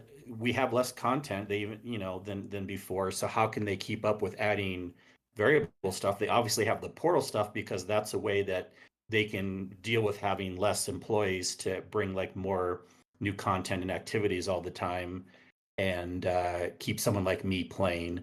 But I'm okay with that. I already was not playing a lot anyways at the end of last season. Once I'm done collecting all the stuff I want, it'll mostly just be raiding with friends from time to time because that's always a new experience for me each time. It's kind of fun to see who's in the team and who's like helping with this or jokingly hindering with that. We had a good time on Crota the other day, and we actually hopped out of it because we were just getting annoyed at the first encounter. But we were kind of like purposely like it didn't start this way at first, but we were purposely trying to throw it like Tech would do it once, then I would do it the next time, and then someone else would do it the next time. Kind of throw, kind of like, haha, we're trying to make it harder, and then we would wipe. But we're kind of like purposely trying to make the raid like throw it and Right. have a fun time just messing up and stuff. And so little things like that Yeah. keep me interested. But like I don't really think Bungie can do much to get me more interested until more new content comes out, like Renegade. And we do know a new activity is coming out for Ash and Iron, New but update. that's it as far as Right. a new activity. But the big thing will be, of course, Renegades when there's a bunch of content. Yeah, and that's not till December. So basically run raids with a community and teach new people. You're very good at that. Yeah, and they don't play that I much. didn't see much Sherpa in last night in HD text thing. I was trying to get you to Sherpa, but I know you like to lay back sometimes. You don't always want to teach. No, well, I don't like Crota. I will refuse to Sherpa Crota anyways, but and they really wanted to do it, so I'm like, well, as long as someone can Sherpa, it's not going to be me. It was good to see And Batman. everyone I haven't seen him in agreed a we while. didn't want to be in there very long anyways, and then we actually finished up with Vault to Glass. Yeah, you guys knocked out a couple of them last night, and then ran some Yeah. fire team ops afterwards. I think. Yeah, it was a good stream. Yeah. I enjoyed watching. I was But doing show notes while you guys were doing it. Yeah. But but it can't be expected. Like there's going to be something that'll keep me in the game for sure. Like Yeah. I've been looking at the numbers too, and it has been. We aren't to the lows yet, but it has been dropping faster than even Final Shape dropped. Yeah. With people dropping off and stuff like that. So Yeah, I mean it's. I don't know, man. I have to tell you, Kingsley. In the past year before Edge of Fate dropped, even with that whatever that year-end activity was, where you can go and run dungeons and stuff, I was never motivated to play. I had all the guns that I wanted to use, and let's face it, armor didn't really mean much before Edge of Fate. We were as bloated as could be as longtime guardians of the game, and nothing that we played would really matter. The only time I really had fun was when we played raids with the community. Just a fun night. We didn't have to crunch. We just having fun and laying back and shooting the shit. And those you nights can do are a drunk raid. You can do a throwing raid. You can do you can be a tryhard raid. You can do whatever you want. Exactly. Yeah, but I didn't have to worry about power. I didn't have to worry about weapons or drops or any of that stuff. And I'm sure, in that last activity before Edge of Fate dropped, I'm sure there's some really good weapons that came out, but nobody really knew the new weapon system. I really didn't know what we were expecting in Edge of Fate. So I wasn't really enthused to play. But I have to tell you, as I'm sweating my ass off working in this horrendous heat wave in Florida right now, I can't stop thinking about getting home and leveling up my armor and weapons just a little bit more, working up to that magic number, of course, 450. I mean, I haven't felt that way in Destiny 2 for a long time. So as far as the new portal and the systems to rank up, this is scratching my itch, man, as a hobby player. I mean, I know there's been, I think one member came in today and said, listen, I've been taking some time off here and I came back in and I don't know where the hell to even start on this. And I wanted to ask you this before I get into my game portal here. Mm-hmm. If you were compared to 6 months ago, if you had a new player come to you and say, where do I need to start in this game? Has your answer really changed much? A little bit. I feel like they took 2 steps forward, a step and a half backwards. And I don't think overall the game's really any easier for a new player. Yeah, the portal stuff is easy-ish to guide them what to do. There's still a lot of confusing screens. I have some suggestions on how they can move some things around. I'll save for a second, Okay. but All right. I don't really think the game's any easier for a new player. Yeah, it's maybe like they have some guided choices on what to do. Right.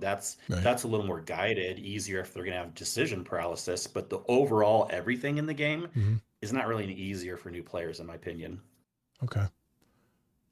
In fact, a lot of things in the portal can be pretty darn complicated until you figure them out. Yeah. Like when you're picking all the modifiers and stuff. Well, so. I figured since, you know, a lot of people have been kind of, especially casual players, have been kind of confused on how all this works and, you know, how should I be leveling up my gear or whatever. I'm at 250 now.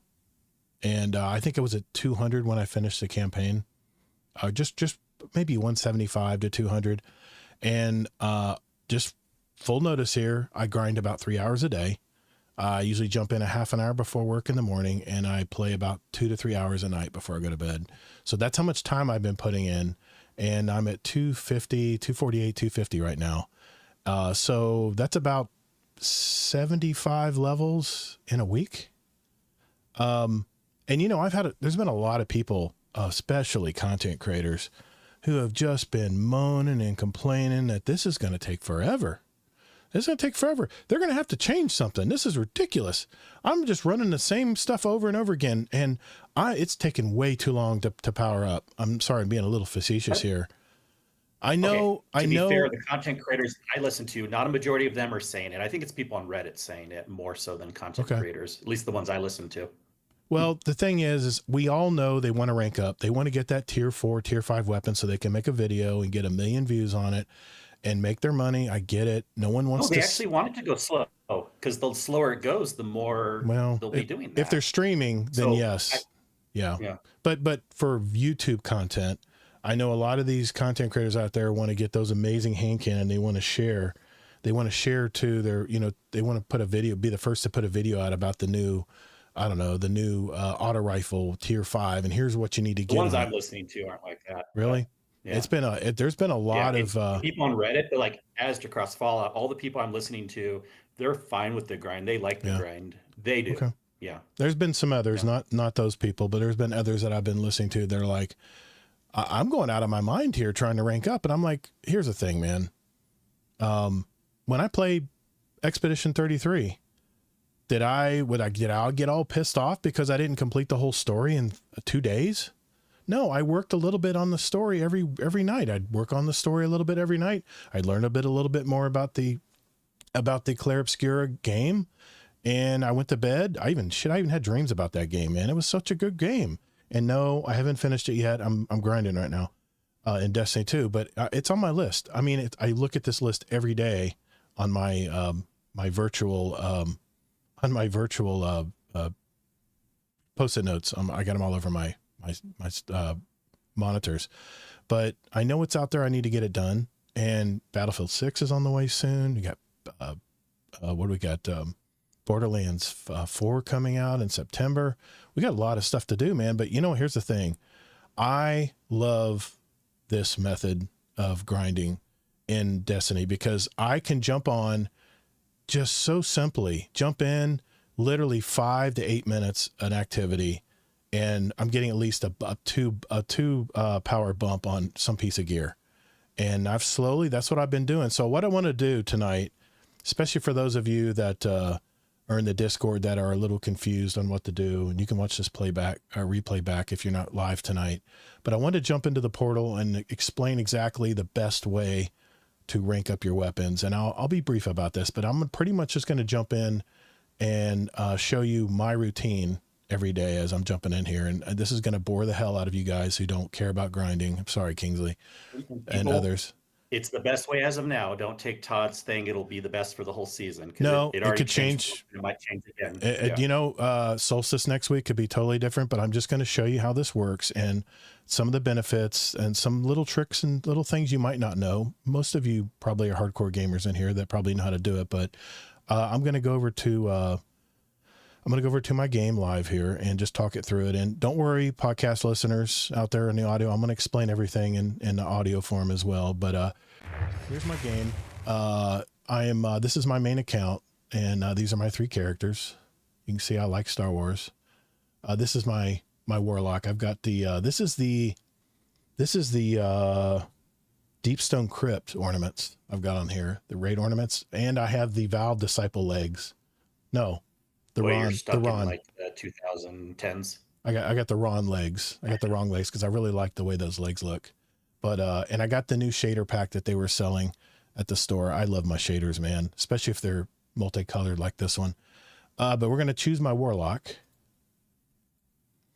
And the first thing I do when jumping into the portal system is what I love about Destiny right now is that Guardian rank actually means something now, because as your Guardian rank goes up, I'm Guardian rank 6 right now. I'm almost at 7. First thing I'm going to do is look at my Guardian rank and see what I have left to do for Guardian rank 7. I've got to reach 300 power. So that's my main objective right now, is to reach 300, and I'm almost there. Portal activities, I've got to play a Pinnacle Ops activity. No, I have not been playing Starcrossed. I know some of you out there mention it. Takes too long for me. I only have a little bit of time in the morning. I don't have 25 to 35 minutes to get this done. Also, solo. unless you're a try-hard, you probably want to do that with the team. Fire team. Yeah. Yeah. Remember, I'm jumping into solo ops when I play. And I've got to do 3 activities at master difficulty. I can't play those yet because I'm not high enough power. Forcing you to do more team stuff, which you don't like. No, I don't mind doing it. I don't. In activity modifiers, I have to get a complete an activity with match game and no starting ammo, which I can only get in the master difficulty. So this, you could see I'm waiting on power here to get to that point. My main objective is to get to this level 7 here. Once I get to level 7, then of course I'll know what to do. And I think it's going to correlate with the higher tier activities as my power goes up, and then 8 and then 9. And I'm heard that 9 is where you can start getting better chances of getting that tier 4 and tier 5 drops.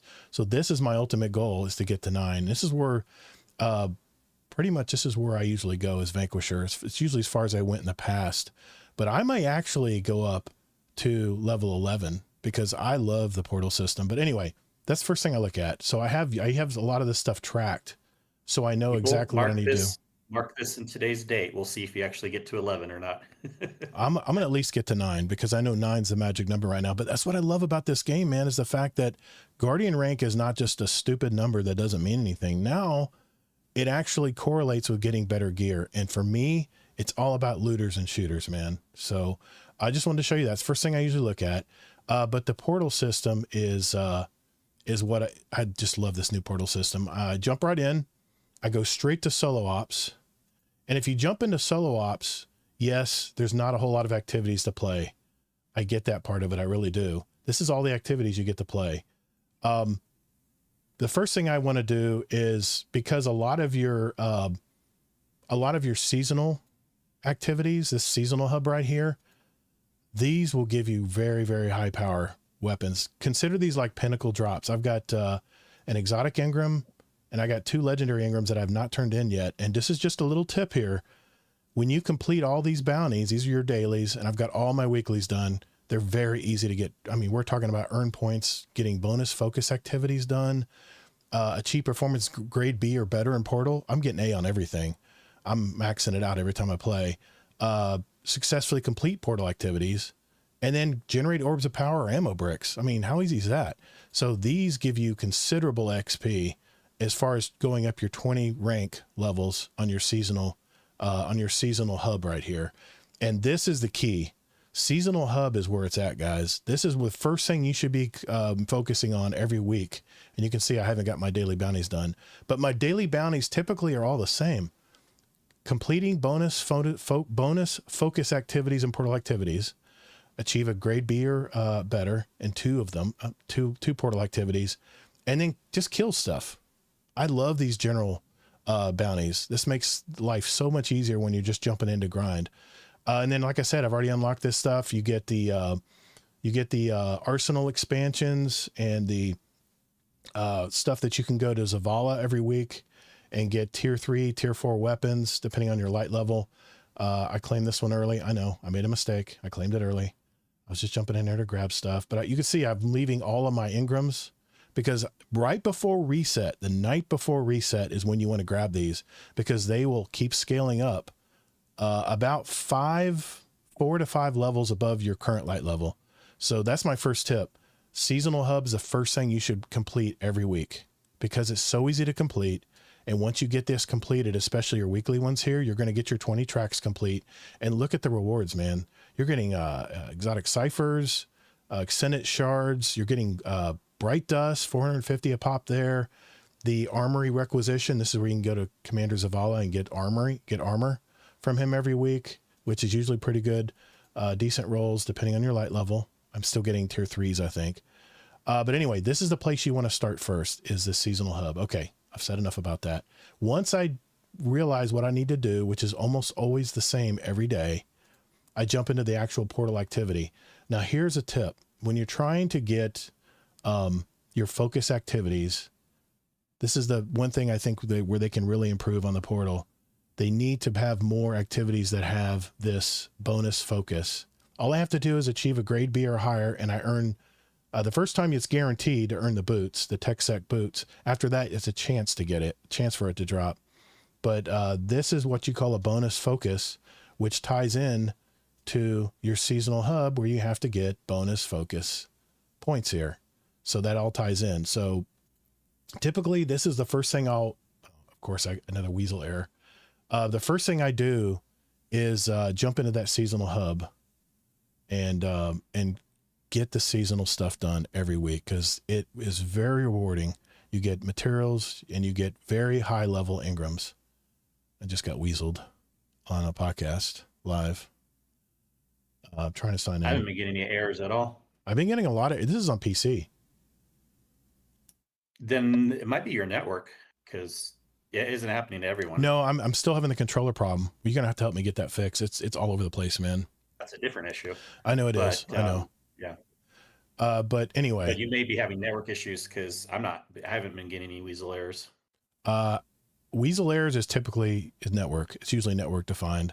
I've got a lot of stuff streaming right now, so it's probably why. But going back to my characters here, like my Grievous Hunter. I love General Grievous. Man, what a cool, that is the best ornament ever. Anyway, I digress. Okay, so jumping into Portal, the solo ops is what I play every morning typically. And I'm always going to jump into this bonus focus objective, because it has to, that's what you have to do every day to get the daily rewards. And it gives you bright dust. It rewards your track on your seasonal. Anyway, as you jump into this, you want to customize it. Now here's a trip when you're trying to customize your stuff. I'm at expert level right now. You can see I'm almost at master.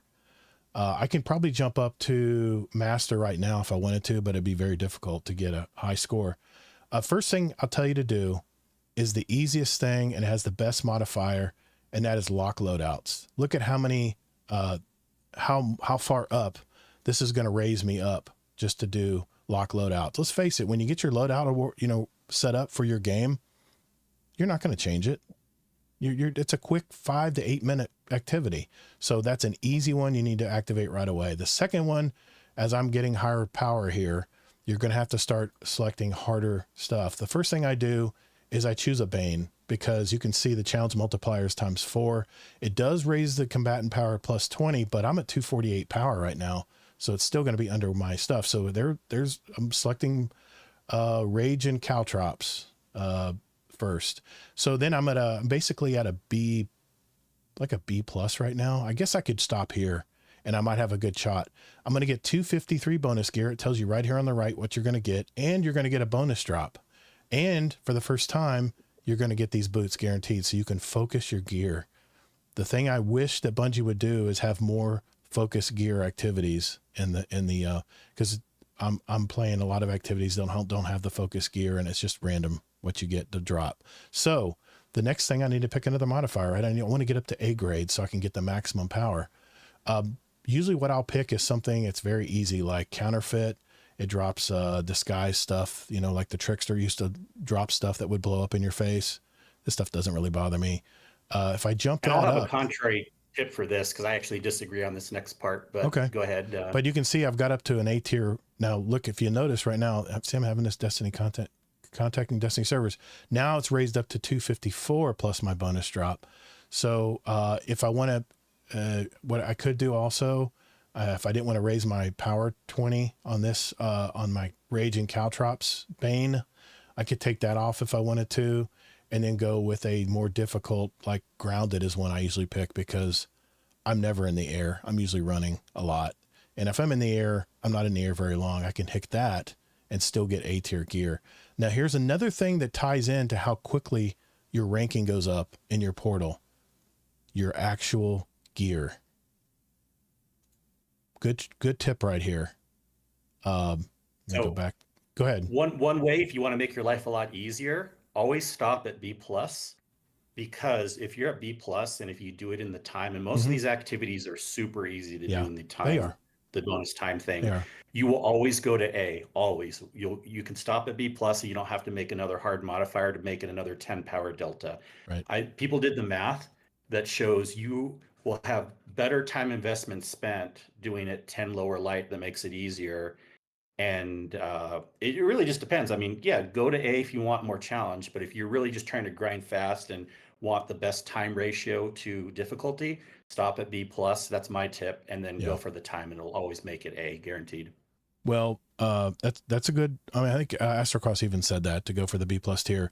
I don't like to, you know me, I don't like timers. So I just want to be able to take my time, just chill out, drinking coffee, not worried about the stupid timer at the bottom. So I always go for A tier gear. But yes, you're correct. You can go B+ gear and just make sure you beat the time trial. And there's always an objective in the game that you can also get where it is. Okay, MG22. And the time trials aren't hard. They're not hard at all. They're not yeah, very if you hard. want to take your time, that's a different story. But yeah. I just like to take my time, and I just want to play a casual, chill game in the morning. I'm half awake, just cranking out gear, and I'm getting the maximum amount of gear I can.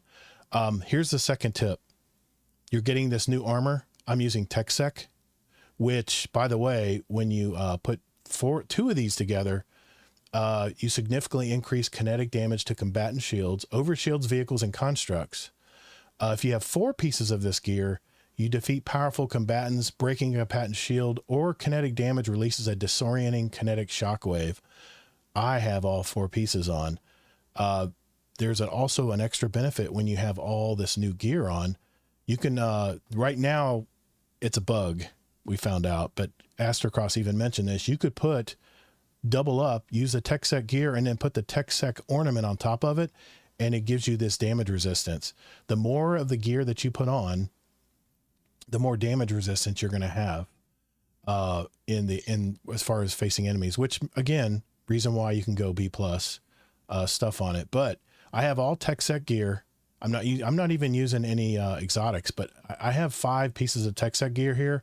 I can throw in my Controverse holds if I want to, and I'm still getting the bonus right here, the armor set bonus, which is really great, by the way.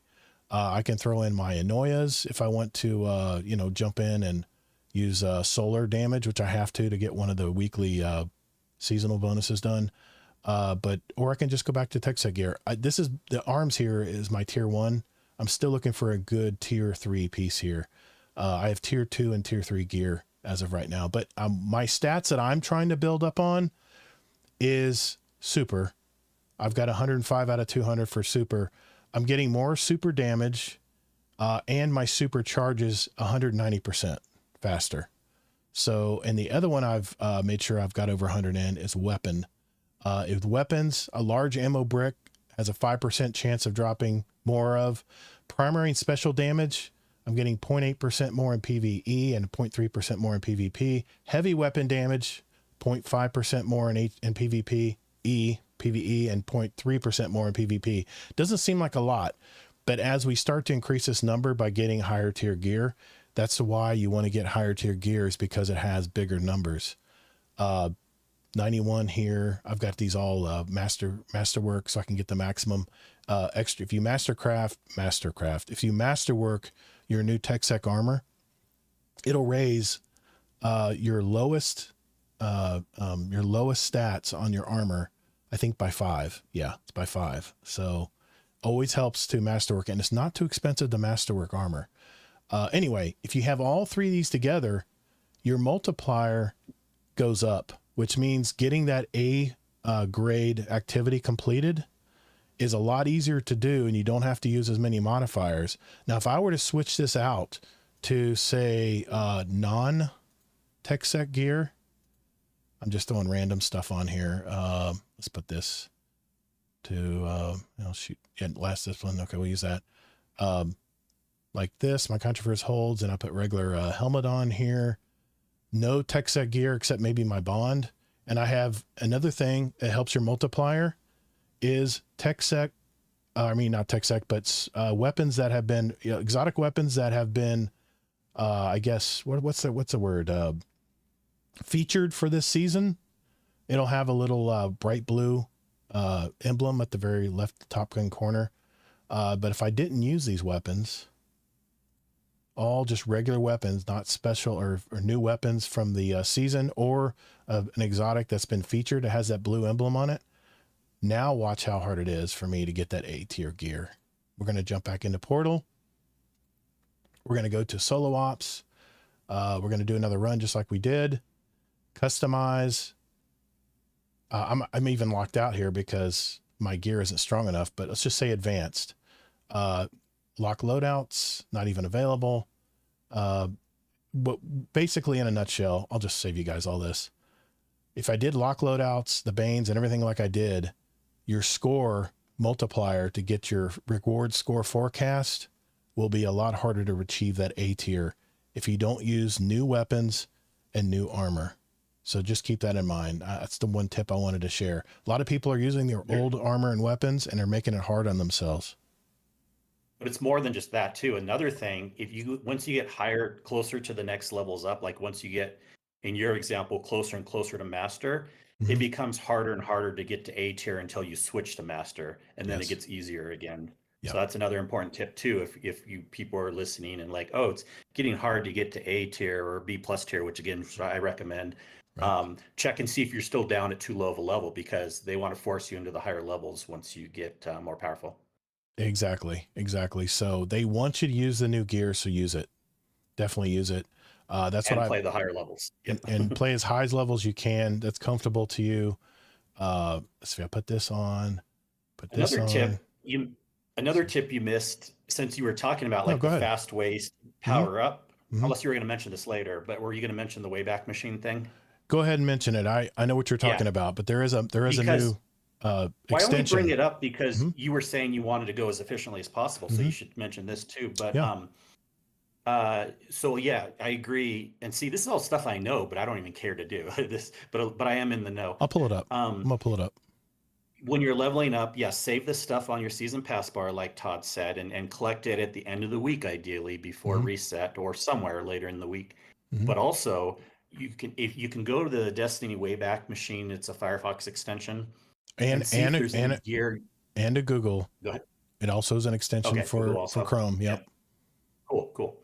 And you can see if there's any gear you haven't collected from previous seasons. And you might be surprised. I mean, if you were really good at collecting everything, maybe you don't have anything to collect, but you should at least check it, because that is another way. It won't give you as high as the season pass bar thing, but at least it'll give you basically at level maybe one below. So let's say your boots were like dragging behind and you just couldn't level them up. You had really bad RNG, and in the season pass, the weekly season pass bar didn't give you boots either. Right. Check out the Destiny Wayback Machine if there's boots you haven't collected. Yep. And if your total power was 207 and they were like 190 or something, it would guarantee bring it up to 206. Yep. So that can help a lot with that. Yeah, I'm it's slow tonight for some reason, but I've got it pulled up on the screen here. But it actually is like a little turquoise engram. As far as I use Chrome, so it'd be a Chrome extension. All you have to do is sign into Bungie.net, and it automatically will start pulling last season's anything that you failed to pick up, like Kingsley just explained. And you'll be able to find some stuff that I had some ornaments and stuff I forgot to pick up. I was in a rush, I guess. But anyway, that's the Wayback Machine. Just want to let you guys know about that. Episode Heresy is what it's going to pull from. So anyway, going back to the one more thing I wanted to mention here in the full screen is making sure that all your weapons are the newest weapons. So when you're powering up your gear, always power up your newest weapons. Get stuff that you like to use, whether it's a sniper rifle, the the Sublimation Scout Rifle, the Ahab Char machine auto rifle, which I really like. Anyway, of course, I still like the third iteration. It is still hitting hard. Even though they nerfed it, it's still hitting really well. But everybody knows Outbreak Perfected is just kicking ass right now, so I've got it on. If I need to get down a yellow bar quick, those nanites are just chewing them up. So, and I've always loved this exotic. I've got all of the ornaments for this. It's just a fantastic gun. Really is. You have all the masterwork catalysts for it. Yep, I do. I ran all those solo, by the way. It was not easy, but I was very, very happy when I got it all done. I actually have 2 rolls. I have this one is the rewind rounds. I have the other one that's Headseeker, the Headseeker version as well. So I love this rifle, and I'm so glad they featured it this season. Okay, so get all the same weapons, get all the newest weapons, get all the newest gear, and your multiplier goes up, which means it makes it a lot easier to reach that A tier or MGT2, B plus tier, especially in the higher tier content. But yeah, there it is. That's what I do every morning before I jump in. Of course, you can jump into Pinnacle Ops, or I've even done the Fire Team Ops and jumped into like, I don't do Battlegrounds, but I'll do like Devil's Lair here. It has extra drops on it as well. And one thing I did want to mention too, when you first are put in the portal, there is a training, when you're low light, there's a training, part of the portal. Complete all of the training on the portal. I held off. I got to the very last, step 7 of 7. All I had to do was I had to play a game with a certain, modifier in it and get A tier, get A grade activity completion. It will actually save if you're farming it and you're just going over and over to play Conflux. It will keep all of your modifiers that you had in place. If you're just rinsing, repeating, just launching, relaunching, coming back, because you completed that training, it will keep all of your previously customized modifiers where you don't have to go in and set your modifiers every time. That's a nice little plus. So I think Astrocross told me about that. Good. And since we're talking about the training thing now, that is one of the areas that's super confusing for newer people and even people that played for a while. And I think they did the layout horribly. They should have put training off to the side instead of it being at the top above the easiest level. Because if you do start figuring out the training, it's actually starts getting kind of difficult once you get to like 5, 6, 7. Yep. Out of 7, the different training modules, and you don't have to do them. I mean, you should, like Todd said, eventually, because it makes it so you don't have to repick modifiers. But it's just kind of confusing for people that don't know at first, like why it's there, how to deal with it. Is it easier than normal at first, but then it gets harder than normal later on? And I just feel like they could have done better with the overall portal layout with keeping things easy. Yeah. Like I said, that's all I had to share as far as in game. I had a few more comments as far as the portal system, and I know we're very different players. And you've mentioned that you're probably going to do a lot more raiding with the community to keep yourself busy. And no, not a lot more raiding. I'll do the same amount I've been doing in the past. I mean, you can't get me to play more just because you want. I'll probably play the same amount or less, than it was already planned. Yeah. Yeah. 2.23 KD in Crucible for Arms Week. This Agape Heavy Burst Hinkin is great. Yeah, I haven't used the Agape. I'll have to get that one, pick that one up. This update is about what I expected. I already kind of knew that I'd be playing even less than even last year because it's just kind of more boring to me of the stuff outside of Kepler, so. Here's the thing though, because of this new system and the way they want us to grind gear, I haven't been back to Kepler. Have you played all the side missions in Kepler yet, Kingsley? Yeah, of course. They're interesting. They're fun. I understand. I played a few of them, and I was like, well, and the Sieve mission, JD Ken already said, is maxed at 300. So once I hit 300, which is going to be pretty soon here, it'll max out as far as power that I can earn. But the way the game is set up right now, if you go to Kepler, 1, it takes too long to get your gear, and 2, if you're running side missions or whatever, you do get rewards for those side missions. But the thing is it takes so long that your mind is telling you just to go back and keep grinding in the portal. And so as far as that is gone, it's made me play less of Kepler after I played the initial story. I mean, I've been on a few side missions on Fabled, but like I said, in the Sieve activity, it'd be like 23 minutes left, and I wouldn't want to wait for it. I'd say, you know what, I'm going to go play a couple more Portal activities, and then I'd forget that the Sieve, I forgot to go back to play Sieve or Sev. The way I look at it is like you're so focused on a shiny number going up, you're missing out on cool experiences, you know. But yeah, but they're not going anywhere. I mean, the experiences aren't going anywhere, and I'd rather go play those side missions on Mythic, knowing that I can get a possible tier 5. You know, that's not true. There's still things you haven't done in Final Shape that you said aren't going anywhere. You'll never get back to it. There is stuff I haven't. Like yeah, you're right. There is stuff I still got a couple and if you fragments were trying to do the grind to 450, I guarantee you'll never get back to it, because the grind to 450, you have to be a no-lifer, basically. A lot of people are giving up like at 350, 400, because it's like they're realizing the grind is too much. I don't know, Kingsley. This reminds me of playing Expedition 33. I'm working on it a little bit every week. The amount of time it's not like it at all. Well, I know. I realize. I think one of my Expedition 33 is one and done. Yeah. Yeah, I understand. But as far as, you know, it's a big. There's a lot of hours you got to put in that game. At least like 25 or 30 hours. And I'd play an hour and a half a night or something and just work my way through. And as soon as I would kill a major combatant, I would say, okay, that's it for tonight. And I'd work on another combatant tomorrow or another fight. I forget the numbers. Someone did the math from 400 to 450, and then someone put in. They did like a pinnacle. They did like a pinnacle op thing 10 times in a row and didn't even get a +1 drop once. And I may not be saying that right, but they said like the hours to put in to go from 400 to 450 would be like hundreds and hundreds and hundreds of hours. There it is. 2 steps forward, 1 step back, right? I mean, that's Bungie's MO, it seems. Why on earth would you make it harder from 400 to 450? If the hard cap is 450, just let us crank it out until we hit 450. I don't understand why they want to complicate that, because if we're already dedicated and we've already said we're going to put in the time to get to 450, now I may hit 400 and just go peace out, because guess what? As soon as December rolls around, we're going to all go back to 200 again. And here's what I'm curious about: how many of us are going to want to do that grind again? I'm you know I am, man, because I like progression. That's the part I love about this game, is the progression system. It'll be less and less people each time. Even if a lot of people that are grinders will come back like you, I guarantee it'll be less and less each time. So, and what does Bungie need to do then to alleviate this? Should we make the power jumps faster up to 400 and then have 400 not quite as hard? Well, I mean, obviously, but I mean, I've been playing a lot of missions that I haven't played in ages, man. I'm getting a lot of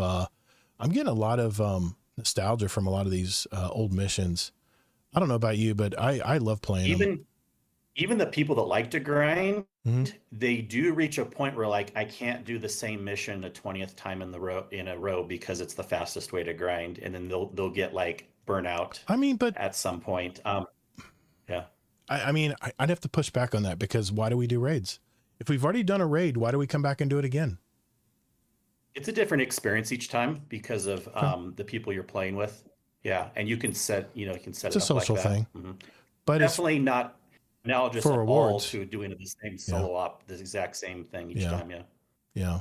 I think the way Bungie can fix this is because we are going to go back to 200 and then up to 500. It's going to be even more grind. MJT2 says that won't that cap extend in Ash of Iron?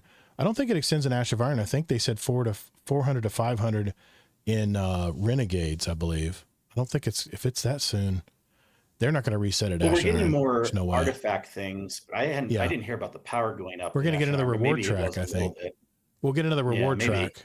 Yeah, because I'm looking at the reward track. It's up in 45 days. But other than that, I think they may need to make progression more rewarding. If we're going to grind to 400 or 450, then instead of A tier giving me a +3, how about a +5? That would cut a lot of grind off right there. Just that 25% more reward or grind, or power increase. Maybe that will, but they need to cut this shit out with 400 to 450, slowing it down. Bungie is always so worried about the hardcore players getting too many enhancement cores, so they put caps on it, or they put too many strange coins, so they put a cap on it.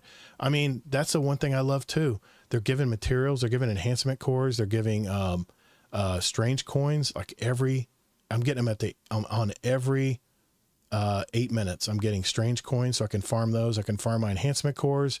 Even sometimes a boss will drop an enhancement core or a strange coin. I'm loving that. This has nothing to do with materials. You know why they're doing the 400 to 450 thing? People actually asked for it. And Astrocross is one that said, I'm looking forward to that grind, the crazy grind, the no life grind when it comes from 400 to 450. So not everyone's complaining about it. So, but I would say the general average player would never do that, or they're going to complain about it. But they're not going to, Sorry. I would pose this question. They're either going to complain about it or not do it. Yeah. I would pose this question to Astrocross if he ever listens to this podcast. What happens when you reach 400 and you're grinding crazy to get to 450 and then Borderlands 4 comes out? What are you going to do then? You going to stream Battlefield 4, Borderlands 4? Or are you going to, when Battlefield 6 comes out, are you going to stream Battlefield 6? Or are you going to grind 425 to 430 today? He'll probably be mostly in Destiny. He might grind the other one a little bit, but he'll stay mostly in Destiny. Yeah. All right. Well, that was a silly question. Like I said, there's so many games to play, or so much competition for our time. This 400 grind, 4 to 450 grind, I don't know. We'll have to see if they change it. Like you said, next week could be a totally different portal system. But I wanted to at least put that out there. If you're listening on a podcast app right now and you want to see the visual of what I just did in game, watch the playback on my Twitch or YouTube channel, and you'll see me go through it. That's a good point. We talked about before, but I don't think we actually talked on the podcast that'll come out, this is what's best right now is solo ops, but solo ops aren't always the best grind. There was a time where the Encore mission was the best grind. And there may be a time a week from now where it's different again too. It might be a Pinnacle or a Fire Team op. Here's the problem. The other problem with the portal system is people always find the fastest thing. And there's been several times where Bungie's turned that off because they don't like people doing the fastest thing. So it's always like a whack-a-mole. It's like, and when you have so many limited to pick from in the portal, you can't be turning stuff off because people are grinding it too fast. Yeah. So who knows? People might find some crazy way to cheese. It was Encore before, but they might find some cheesy way to do Star-Crossed, and then everyone will be saying that's the most efficient way. Now, again, I know we all have preferences, but if we're technically being fair about the most efficient way, right now it is solo, but they may not always be the most efficient way. It may be quicker doing something else later. I stand corrected, MJT2. He says he pulled it from the TWID, the 7.3 TWID. He says with Ash and Iron update later this season, you'll be able to earn a total of power all the way up to 550. Regular rewards from the portal activities will be able to drop at 500 total power, and Prime Engrams will again award gear up to the hard cap of 550. So early September, we're going to get a cap increase. Holy crap, man. So will the 550 mean that it'll be hard from 400 to 550, or when that comes out, I wonder? That's what he was asking. 400 to 500 will be the easier one again. That's what he was asking. That's the question. Will 400 to 500 be easier, or in the grind from 500 to 550? We don't know. And I have a feeling will it be hard from 400 to 550. Yeah. Bungie has all the numbers. They have the heat maps. They know where everybody's playing their game. And I'm just curious, how long people will be able to grind the same activity over and over and over again. For me, it's a hobby. And the main thing that's really driving me right now, and I wanted to ask you this, Kingsley, I think the new title for Edge of Fate is the weapon, I think, the Guardian weapon, or is it Guardian weapon or something like that? I think I'm going to grind it. The title name? The title name. I think it's called Weapon. Pretty sure it's called Weapon. Hold on, let me see. I'm actually might be grinding for that. Because if I'm going to be working toward at least Vanquisher on my Guardian rank, I'm probably going to get a lot of that stuff done along the way as well. It's called Fated Weapon. Fated Weapon. Yeah, man, I like that title. And Sharpshooter's good too. I'm going to get you. Mark my words. So you got to do. I'm going to get Sharpshooter. All the missions on Mythic. Pretty intense. Ooh. Better have a fire team. You got to get all the catalysts for the exotic hand cannon too, which is some things on Mythic also. Okay, yeah. I haven't even run that mission yet because it's a hand cannon. It's a hand cannon. Give me a break. I'll use my Graviton Lance. If you get that title, I'll be pretty impressed. I'm not going for the title. I don't care about the missions on Do we Mythic, need although I did another? Do we need get another gentleman's wager? I'm thinking, can I pull it off? sure. I mean, I Damn. think it'd be cool if you get that title, I got till you know. December, right, to get the title. Hmm. No, you probably Damn. have a whole year. I There's wouldn't a see lot of why, games. There's a but lot of games coming out. why would they? No, you probably even have past the year. I mean, Yeah, have DLC titles ever really gone away? Not for quite a while, you that's know. true. That's true. I can still get all the other titles as well. All the Unless past they years. take Kepler away in a year, Mm, which I don't think they'll do, I think but they're going to slide it into you the know, map, and with the whatever the new Renegades map's going to be. I know Plaguelands is coming too. In 40 to something days, we're going to have Plaguelands back. So, I mean, I don't know I about you, thought, man. I know you don't want to wait, grind. wasn't, Plaguelands is Ash and Ash and Iron. Iron, or Ash it's and not Iron. Yeah. Renegades? Plaguelands Okay. coming back in Ash of So Iron. that's probably the new activity then. Yeah. Yep. Yeah. So, It's not going to be a whole, it's not going to be a whole like campaign destination like Kepler, but yeah. it'll be an activity But thing. Yep. here's the thing, man. There's so much to do in this game right now. I mean, for me, because I'm the grinder, I like the progression system. One, I'm going to get my Guardian rank to at least 9. I really like to try to get it to 11, but I don't know what's required yet. So I don't want to say I'm going to get rank 11 and Guardian rank. I'm going to get at least 9 because I heard that's the cutoff point where you can really get some good gear. But I love that they're tying that to loot. They're tying that to those tier 5, tier 4 weapons. And that's all it needs to register. That's my dopamine hit right there. And of course, armored as well, tier 4, tier 5 armor. That means you have once you get that Vanquisher title, you can really start heavy duty build crafting for some super stats. You could probably could you get triple 200 stats? Is it possible to get triple 200 No, stats? it was impossible for triple 200, I think.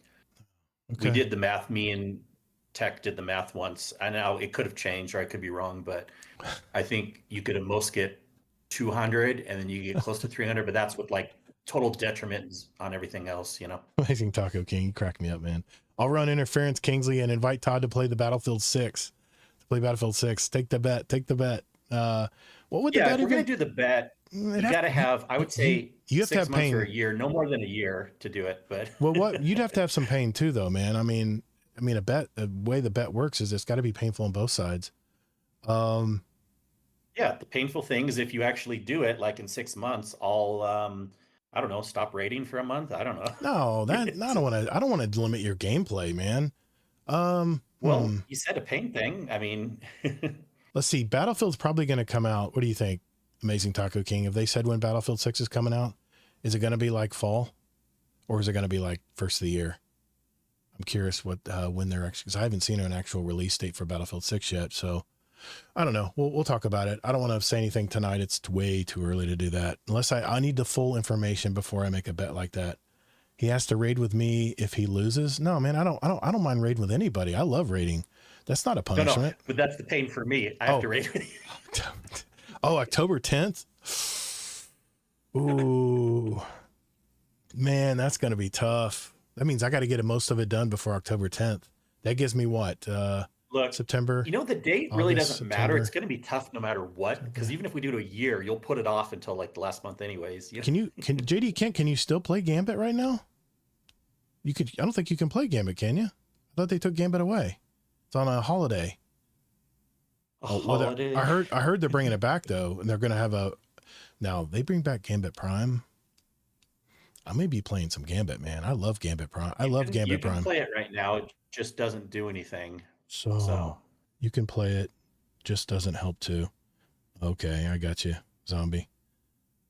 Scarlet Maddie says, I have heard the opinion that the portal is soulless, and I don't disagree, but I do think people should let the trial run of it go for a while, just because the whole instant gratification thing is so prevalent. Maybe Bungie wants people to actually make a hobby out of it, and it's just a matter of impatience for some people. It only really super matters for content creators, but all that is mostly outside looking in. Okay, he says that's a pretty cool. I hear you, Scarlet, but I totally disagree, because impatience has nothing to do with knowing how it feels. Like, I'm a very observant person, and I'm not being impatient about it. I kind of know what's in there and what's coming, and I think they need to add a lot more. So that's just my opinion. I totally appreciate what you're saying. Mm-hmm. And maybe there are people being impatient, but like, it's not just impatience. People like me actually can know the portal is soulless too. I tell you what, if I have a guaranteed kick-ass fire team to help me run Mythic, run the campaign on Mythic, I'll even stream it. I may take that bet, man. I got to get, what is it called? The ritual weapon? Yeah, but if you have a kick-ass fire team, let's bring it like a lot quicker. Like No, 3 to 6 it would months have or to be before October 10th because I'm playing Battlefield 6, brother. Why? I'm playing Battlefield 6. That's when Battlefield 6 comes out. We'll see. That would be my, See. Every game would gild We the should take title. a bet on someday. I that have too, over how much you 1,000 actually do kills. play it, or if you have a complaint about it. Oh, if they're going back to old time Battlefield 4, Battlefield 3 days, the old Gator may be half the week lost in Battlefield. I just hate to tell you, that's my roots, man. That's where I got the name Gator. That's where my Gator gamer tag came from. Everybody called me Gator in game. Plus, think of the squads we can put together, and then the Battlefield nights we could stream it, have a lot of fun playing. Well, I think if Bungie won, I think they need to they need to give more rewards for the grind. I think +5, +6 even would speed things up quite a bit, especially knowing that we can go to 500 now or 550 in just a few weeks. Man, that is crazy. And does that mean Mythic is going to be 500 now? No. It's not that. Okay. It's Mythic is always -40 below. Oh, your level. right. That's right. So it's always hard no matter what your power level is. You'd have to be a minimum to get into Mythic, but it's like, I think it's like, it was 200 or something for the minimum to get into Mythic. The thing is, it was even 170. The thing is, Amazing Taco King, EA has all hands on deck. They have multiple developer studios working on this game. I really think they're planning to win, and they're paying to win this iteration. And there's so much about Battlefield, and I can get into it. It gets me just excited just talking about it. But I am curious. I think there's an over 50% chance, like somewhere between 2 to 6 months from now, that you may be complaining about not being able to get tier 5 stuff very easily because you're hitting walls in the grind, either between the Guardian rank or the leveling up stuff. You're hitting some walls, and I can pretty much predict you won't like it, but I could be totally wrong. So, but that's my little mini prediction. If Mythic is 40 below your power level, right? And what power level do you have to be to unlock Mythic? 350? Only like 175 or something. Okay. That's not the problem. Yeah. So you can play Mythic anytime. It's just always going to be 40 below on the Delta. Below. Yeah. But Okay. Did you hear my other thing? Do you have a comment about that? You don't think I'll make it because you think I'll get held up between the 400 to 400? You didn't hear what I said at all then. No, I did. Separate point. Go ahead and repeat We'll it. talk about the Just in Kepler case. thing again too. But like, I forget Kepler for a second. I have a mini prediction that anywhere between 2 to 6 months from now, you'll be complaining that you can't get that much tier 5 stuff because you're hitting grinding walls. Forget Mythic. I'm just talking about even Portal. I'm counting grinding walls.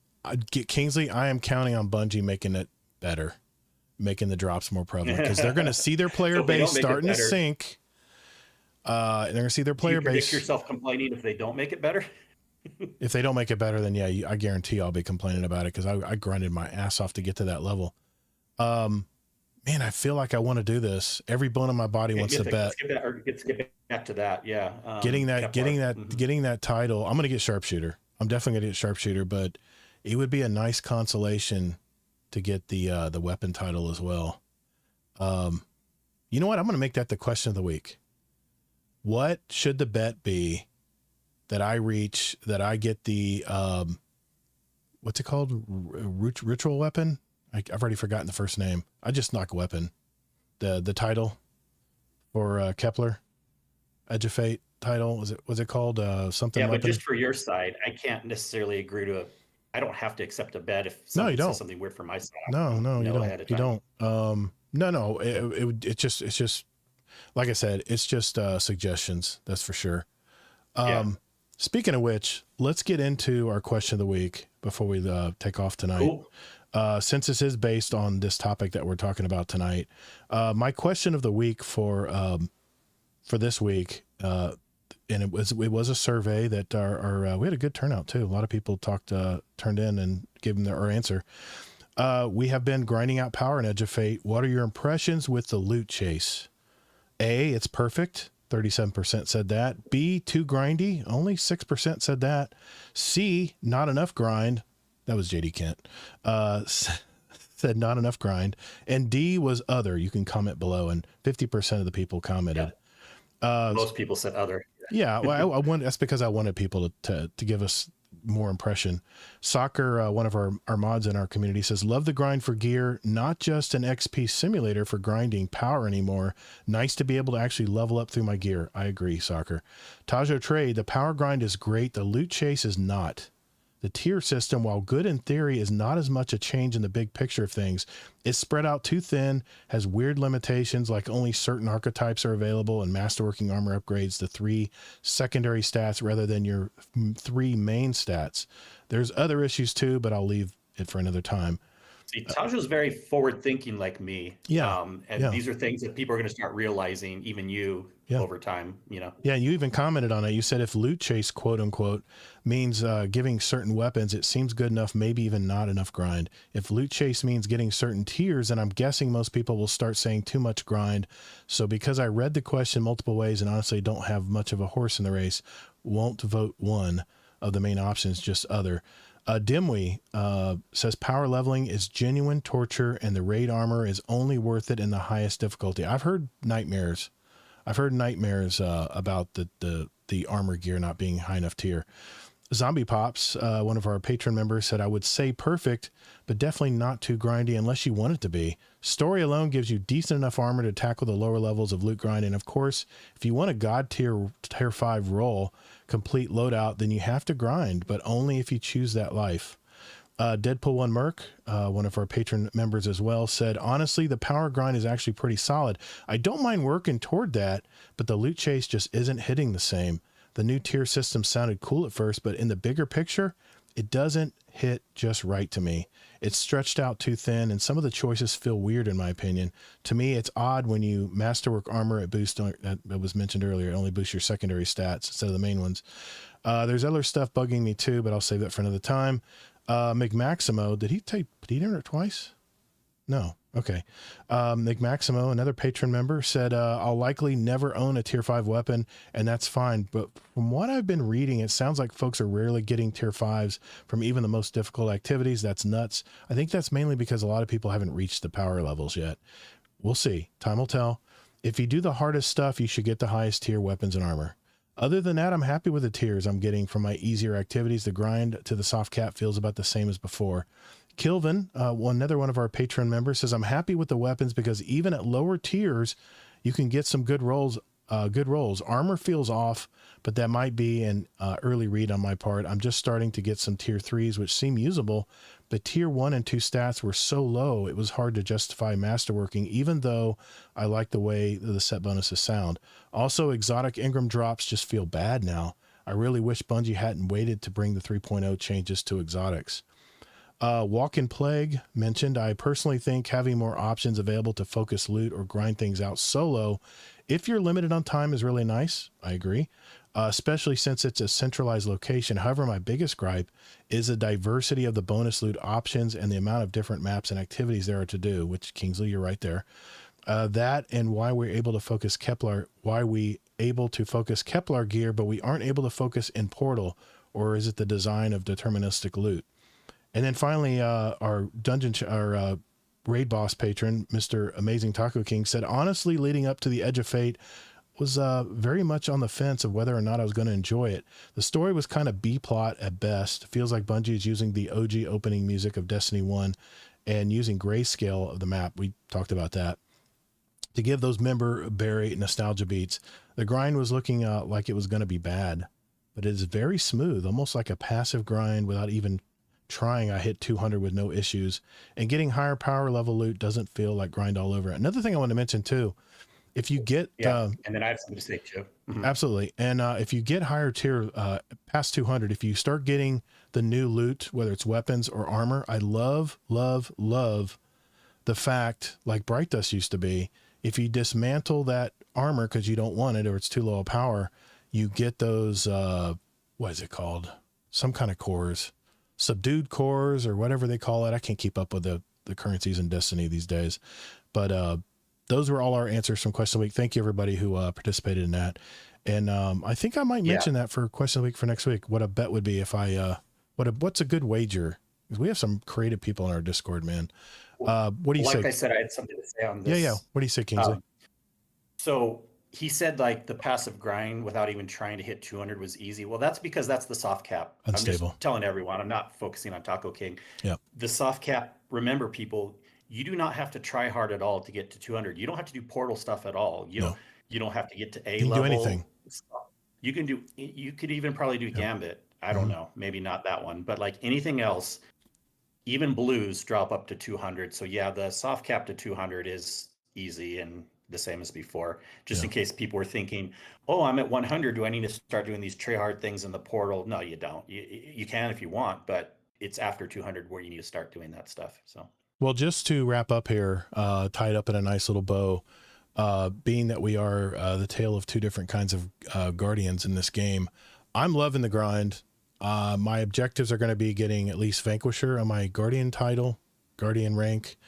And I'm really thinking about I'm going to get the Sharpshooter title, but I'm really I think I might really try to get the Fated Weapon. It's weird how it just pops in my head. The Fated Weapon title for Edge of Fate. I'm really thinking about getting it done. I'll have to see, but Kingsley, so to wrap things up, how would you surmise how you're going to play Destiny, at least until Renegades? Like I said, less than before. I'll be doing raiding occasionally and stuff, but this was expected for me. It's not necessarily bad news. I still love the game and always when new content comes out, but I'll definitely most likely be playing less than before. So, okay. Because the systems aren't appealing to me. I like seeing you raid though. I know you love raiding, man. I love watching you guys raid. It's so much fun. If they come out with another like Arms Week, things like that, new stuff, it's fun. You know, they come out with more data pads, whatever. I could see hopping in for stuff like that. But gotcha. Yeah, that's basically. I would probably be playing less. So. All right. Thanks for engaging with that chat. Thanks for going along with it, Kingsley, tonight as far as our topic of the week. Hey, I love it. Yeah. Before we leave tonight, we're going to answer just a couple questions from our Discord community, and then we'll call tonight. But we're going to get to our questions for the show right after this. All right, I'm going to pull these up real quick. Sorry if you were hoping I would say something like I'll be playing more, but there is just no way. I know we're very different Guardians. That's why I figured that'd be a good topic for tonight. See, you know me, I can be fair. I'm not throwing shade on the game at all. Like they have new content that comes out. I'll be there on day one also. I don't take it that way at all, man. Before you. I don't take it that way at all. I don't. All right, let's crank these out and we'll call it a night here, Kingsley. Here we go. You really should do those side missions, by the way. They're fun. I actually love them. I actually wanted to go do more side missions, but then I thought, man, that was like, what, 30 minutes to get that full chain of events done? And got to go back to the portal. Got to get that grind done. I'm going to play them. I think what I'm going to try to do is I think I'm going to play like a couple a day. Like just a couple of them chained together. Not that many. If you do a couple a day, you'll be done in like 4 or 5 days. I do want to do them. In fact, it's on my to-do list. It's my ADHD, man. If I got to put it, it's got to be a visual clue or I'll just forget about it. Okay. Question of the week. Here we go. 3, 2. All right, boys and girls, it's the part of our show where we get our questions from you guys. And we have a few questions for us. We first have a Destiny question from Amazing Taco King. He says, do you believe or do you think Bungie is trying to use nostalgia to help players enjoy the mask criticisms in this new transition period for the Destiny franchise? In other words, the original opening soundtrack on boot, the grayscale of the map, and the character screen backgrounds being that static white and gray was in the first game. What do you think, Kingsley? I don't know if that was their purpose. I don't think it was. And even if it was, it's not doing anything to me to make me more interested to play the game. In fact, I think the intro's kind of boring. Okay. You know, I saw that 1,000,000 hours in Destiny 1. I don't want that one anymore. So I got you. Yeah, that's just my opinion. Okay.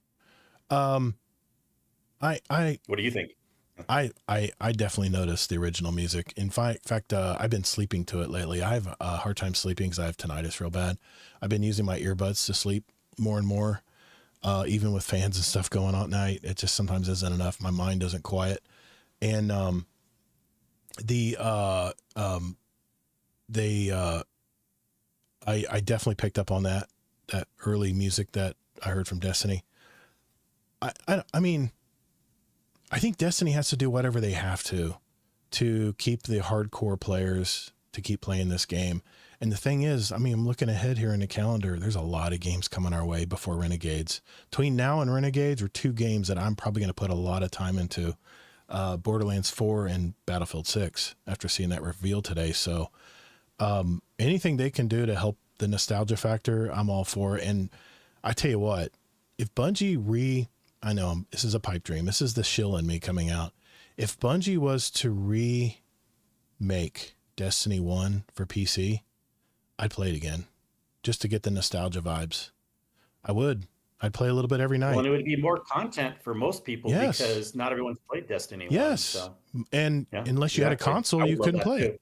Yeah, if you don't have a console, you can't play it. And getting that level 18, remember that? Getting that level 18, man, that was the hardest thing, playing through the story. All right, we have a new member of our Discord. Saint had a question for us. Which weapon from another game or franchise would you want to see in Destiny? Examples, Warhammer 40k Bolter, no Skyburner's Oath, doesn't count. Gears of War Lancer, God of War Leviathan Axe, Fallout Fat Man, etc. What do you think, Kingsley, from another game franchise? I already have an answer. May I give you a sec? Yeah, go ahead. You can go. M16A1 from the original Call of Duty. I couldn't put that. What is that? It's just a pulse. It's a pulse rifle. It's a three burst. It's a 3-burst assault rifle, what they called it. And it would knock heads in Crucible. And because, I mean, face it, Call of Duty, you play mainly multiplayer. And someone have asked that question a long time ago and I had the same answer. So M16A1, man, bring it back. I'll go with something funny. Okay. Something from like, I can't give an exact answer, but something from like Borderlands, some really cool machine gun. Where like when you're reloading, but the Destiny version would be you throw like your ghost at enemies and the ghost would like explode and be like a little mini bomb or something. What's that one weapon in Borderlands where you could actually, when you were done reloading it, you just threw it and it blew up?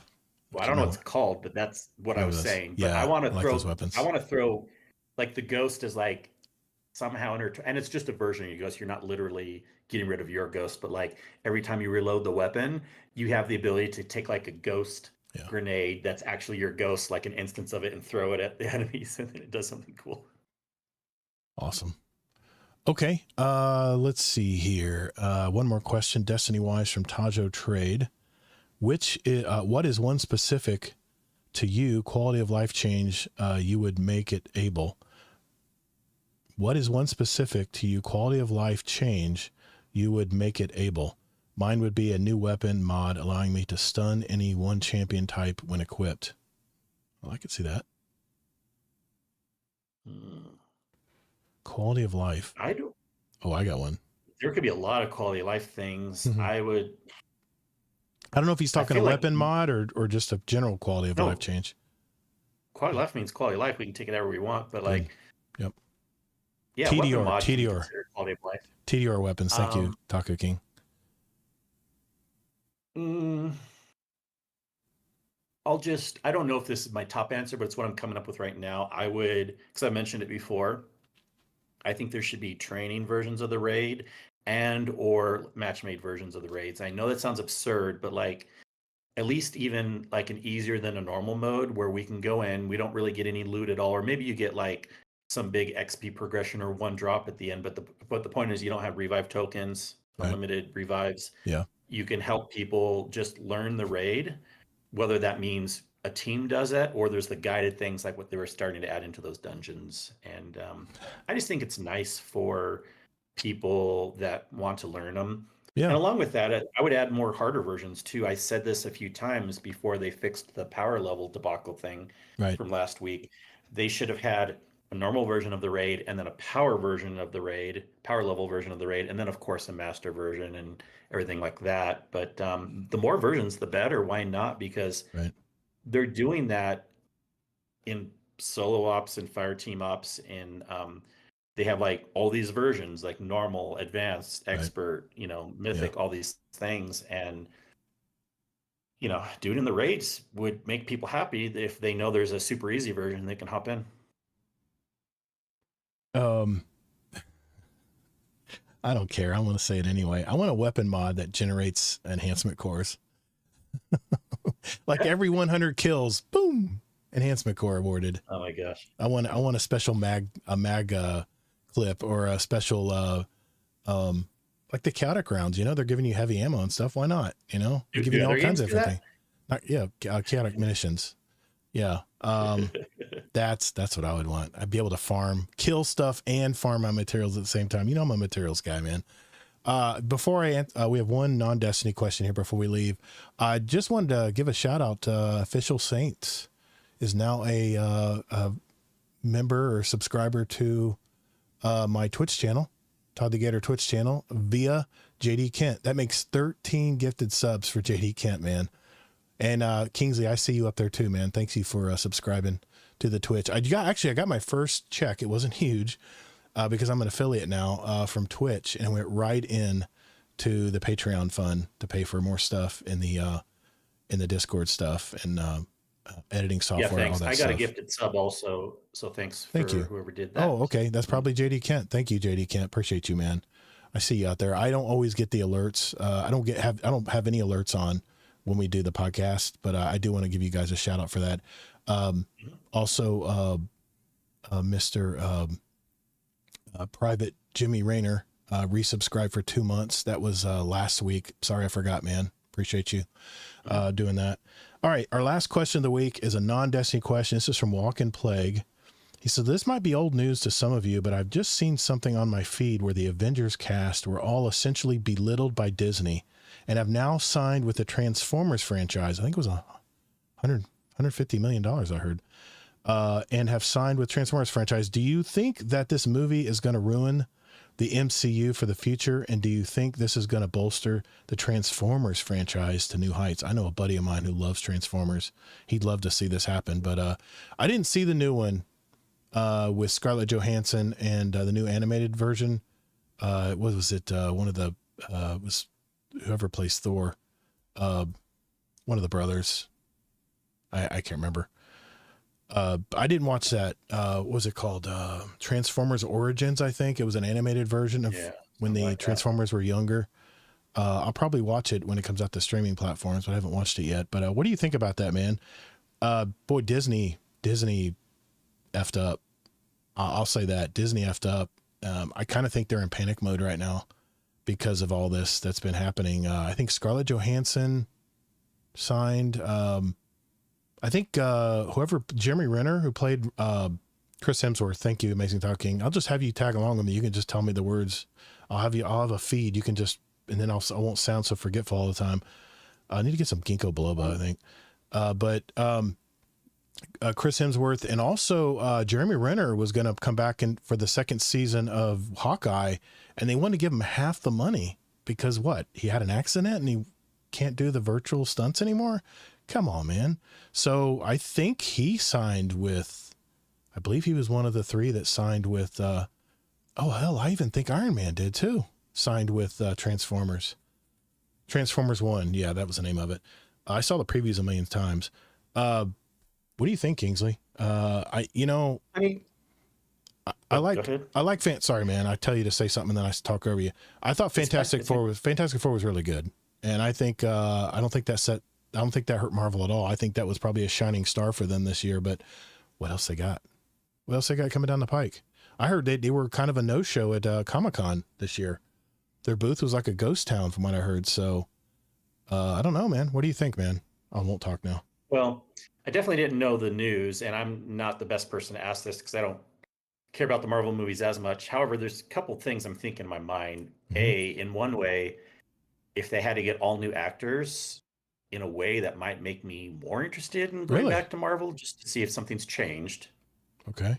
B, maybe it's just best to shut down the Marvel franchise now. It's gone long enough. And then C, the last thing I'm thinking is, I'm slightly more interested in watching Transformers anyways. Not a lot more, but slightly more watching Transformers than Marvel. Yeah. So whatever, if Transformers is going to be popular now, I'll give it a try maybe. I did see the end cutscene in Final Fantasy, Fantastic Four, and yeah, they did say that Avengers Doomsday was coming. So the Spider-Man and Avengers Doomsday from MJT2 said coming next year. So okay, we'll have to see.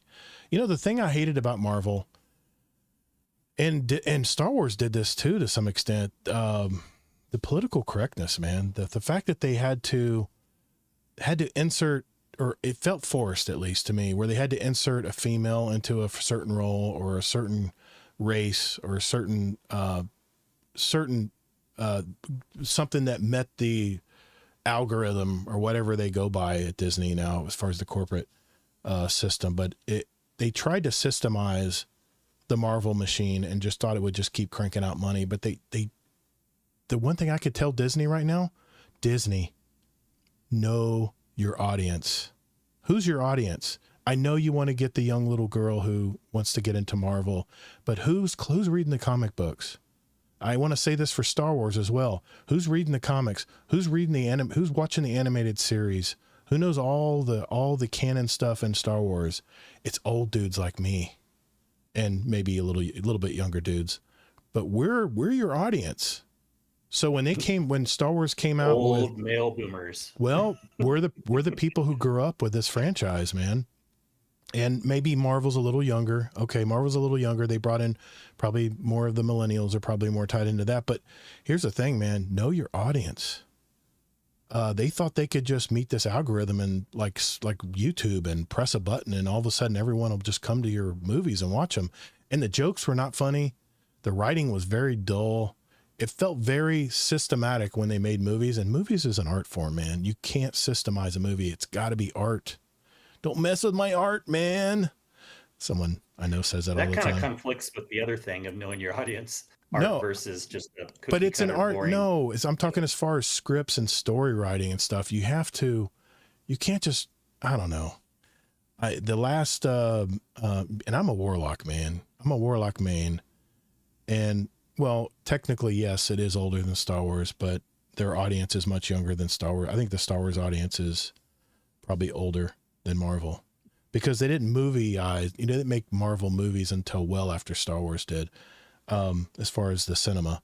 But I don't know, man. You just, like I said, Andor was a very good example of them making an adult form of Star Wars, and look how popular that show is. It's probably the main thing people stream on Disney Plus right now. So anyway, to answer your question in a long rounded way, Walking Plague, thanks for your question, man. Appreciate you. That's it. That's all we got, man. I want to thank everybody who showed up tonight. That's all I got on my agenda. Is there anything else? Yeah. Batman. I could talk about the film for hours. I think they did a good job with Andor, especially the female character and how she was getting pushed down by the male characters a lot too. Yeah, so I caught that. Yeah. I caught that. And no, it's not the geriatric audience. I'm not there yet. Amazing Taco King. I know you're my son's age, or a little bit older than my son, but still. No, that's it, everybody. I just wanted to thank everybody for showing up tonight. If you haven't already, hit the like button. If you enjoyed the show, subscribe or follow. Whatever that button is, the heart button on the follow button on Twitch, or the sub button on YouTube. We appreciate that. And make sure you go to our Discord, discord.gg/GuardianDownCast. You can give us more feedback, ask us questions for the show, or just hang out and talk with our members. You can hear all our back episodes, send us a voicemail, do all kinds of things also. I mean, it damn near does your taxes, but we have a brand new website thanks to our Patreon community, GuardianDownCast.com. So, yeah, man, check us out. Make sure you hit the thumb, hit the like button, all that good stuff. And thanks everybody for showing up tonight. Our Discord community. Thank you, gentlemen. Appreciate you all out there. Any parting words there, Kingsley, before we head out? No, I'm good. All right. Well, thanks everybody. And we'll see you in the Discord. Later, Guardians. Have a good one.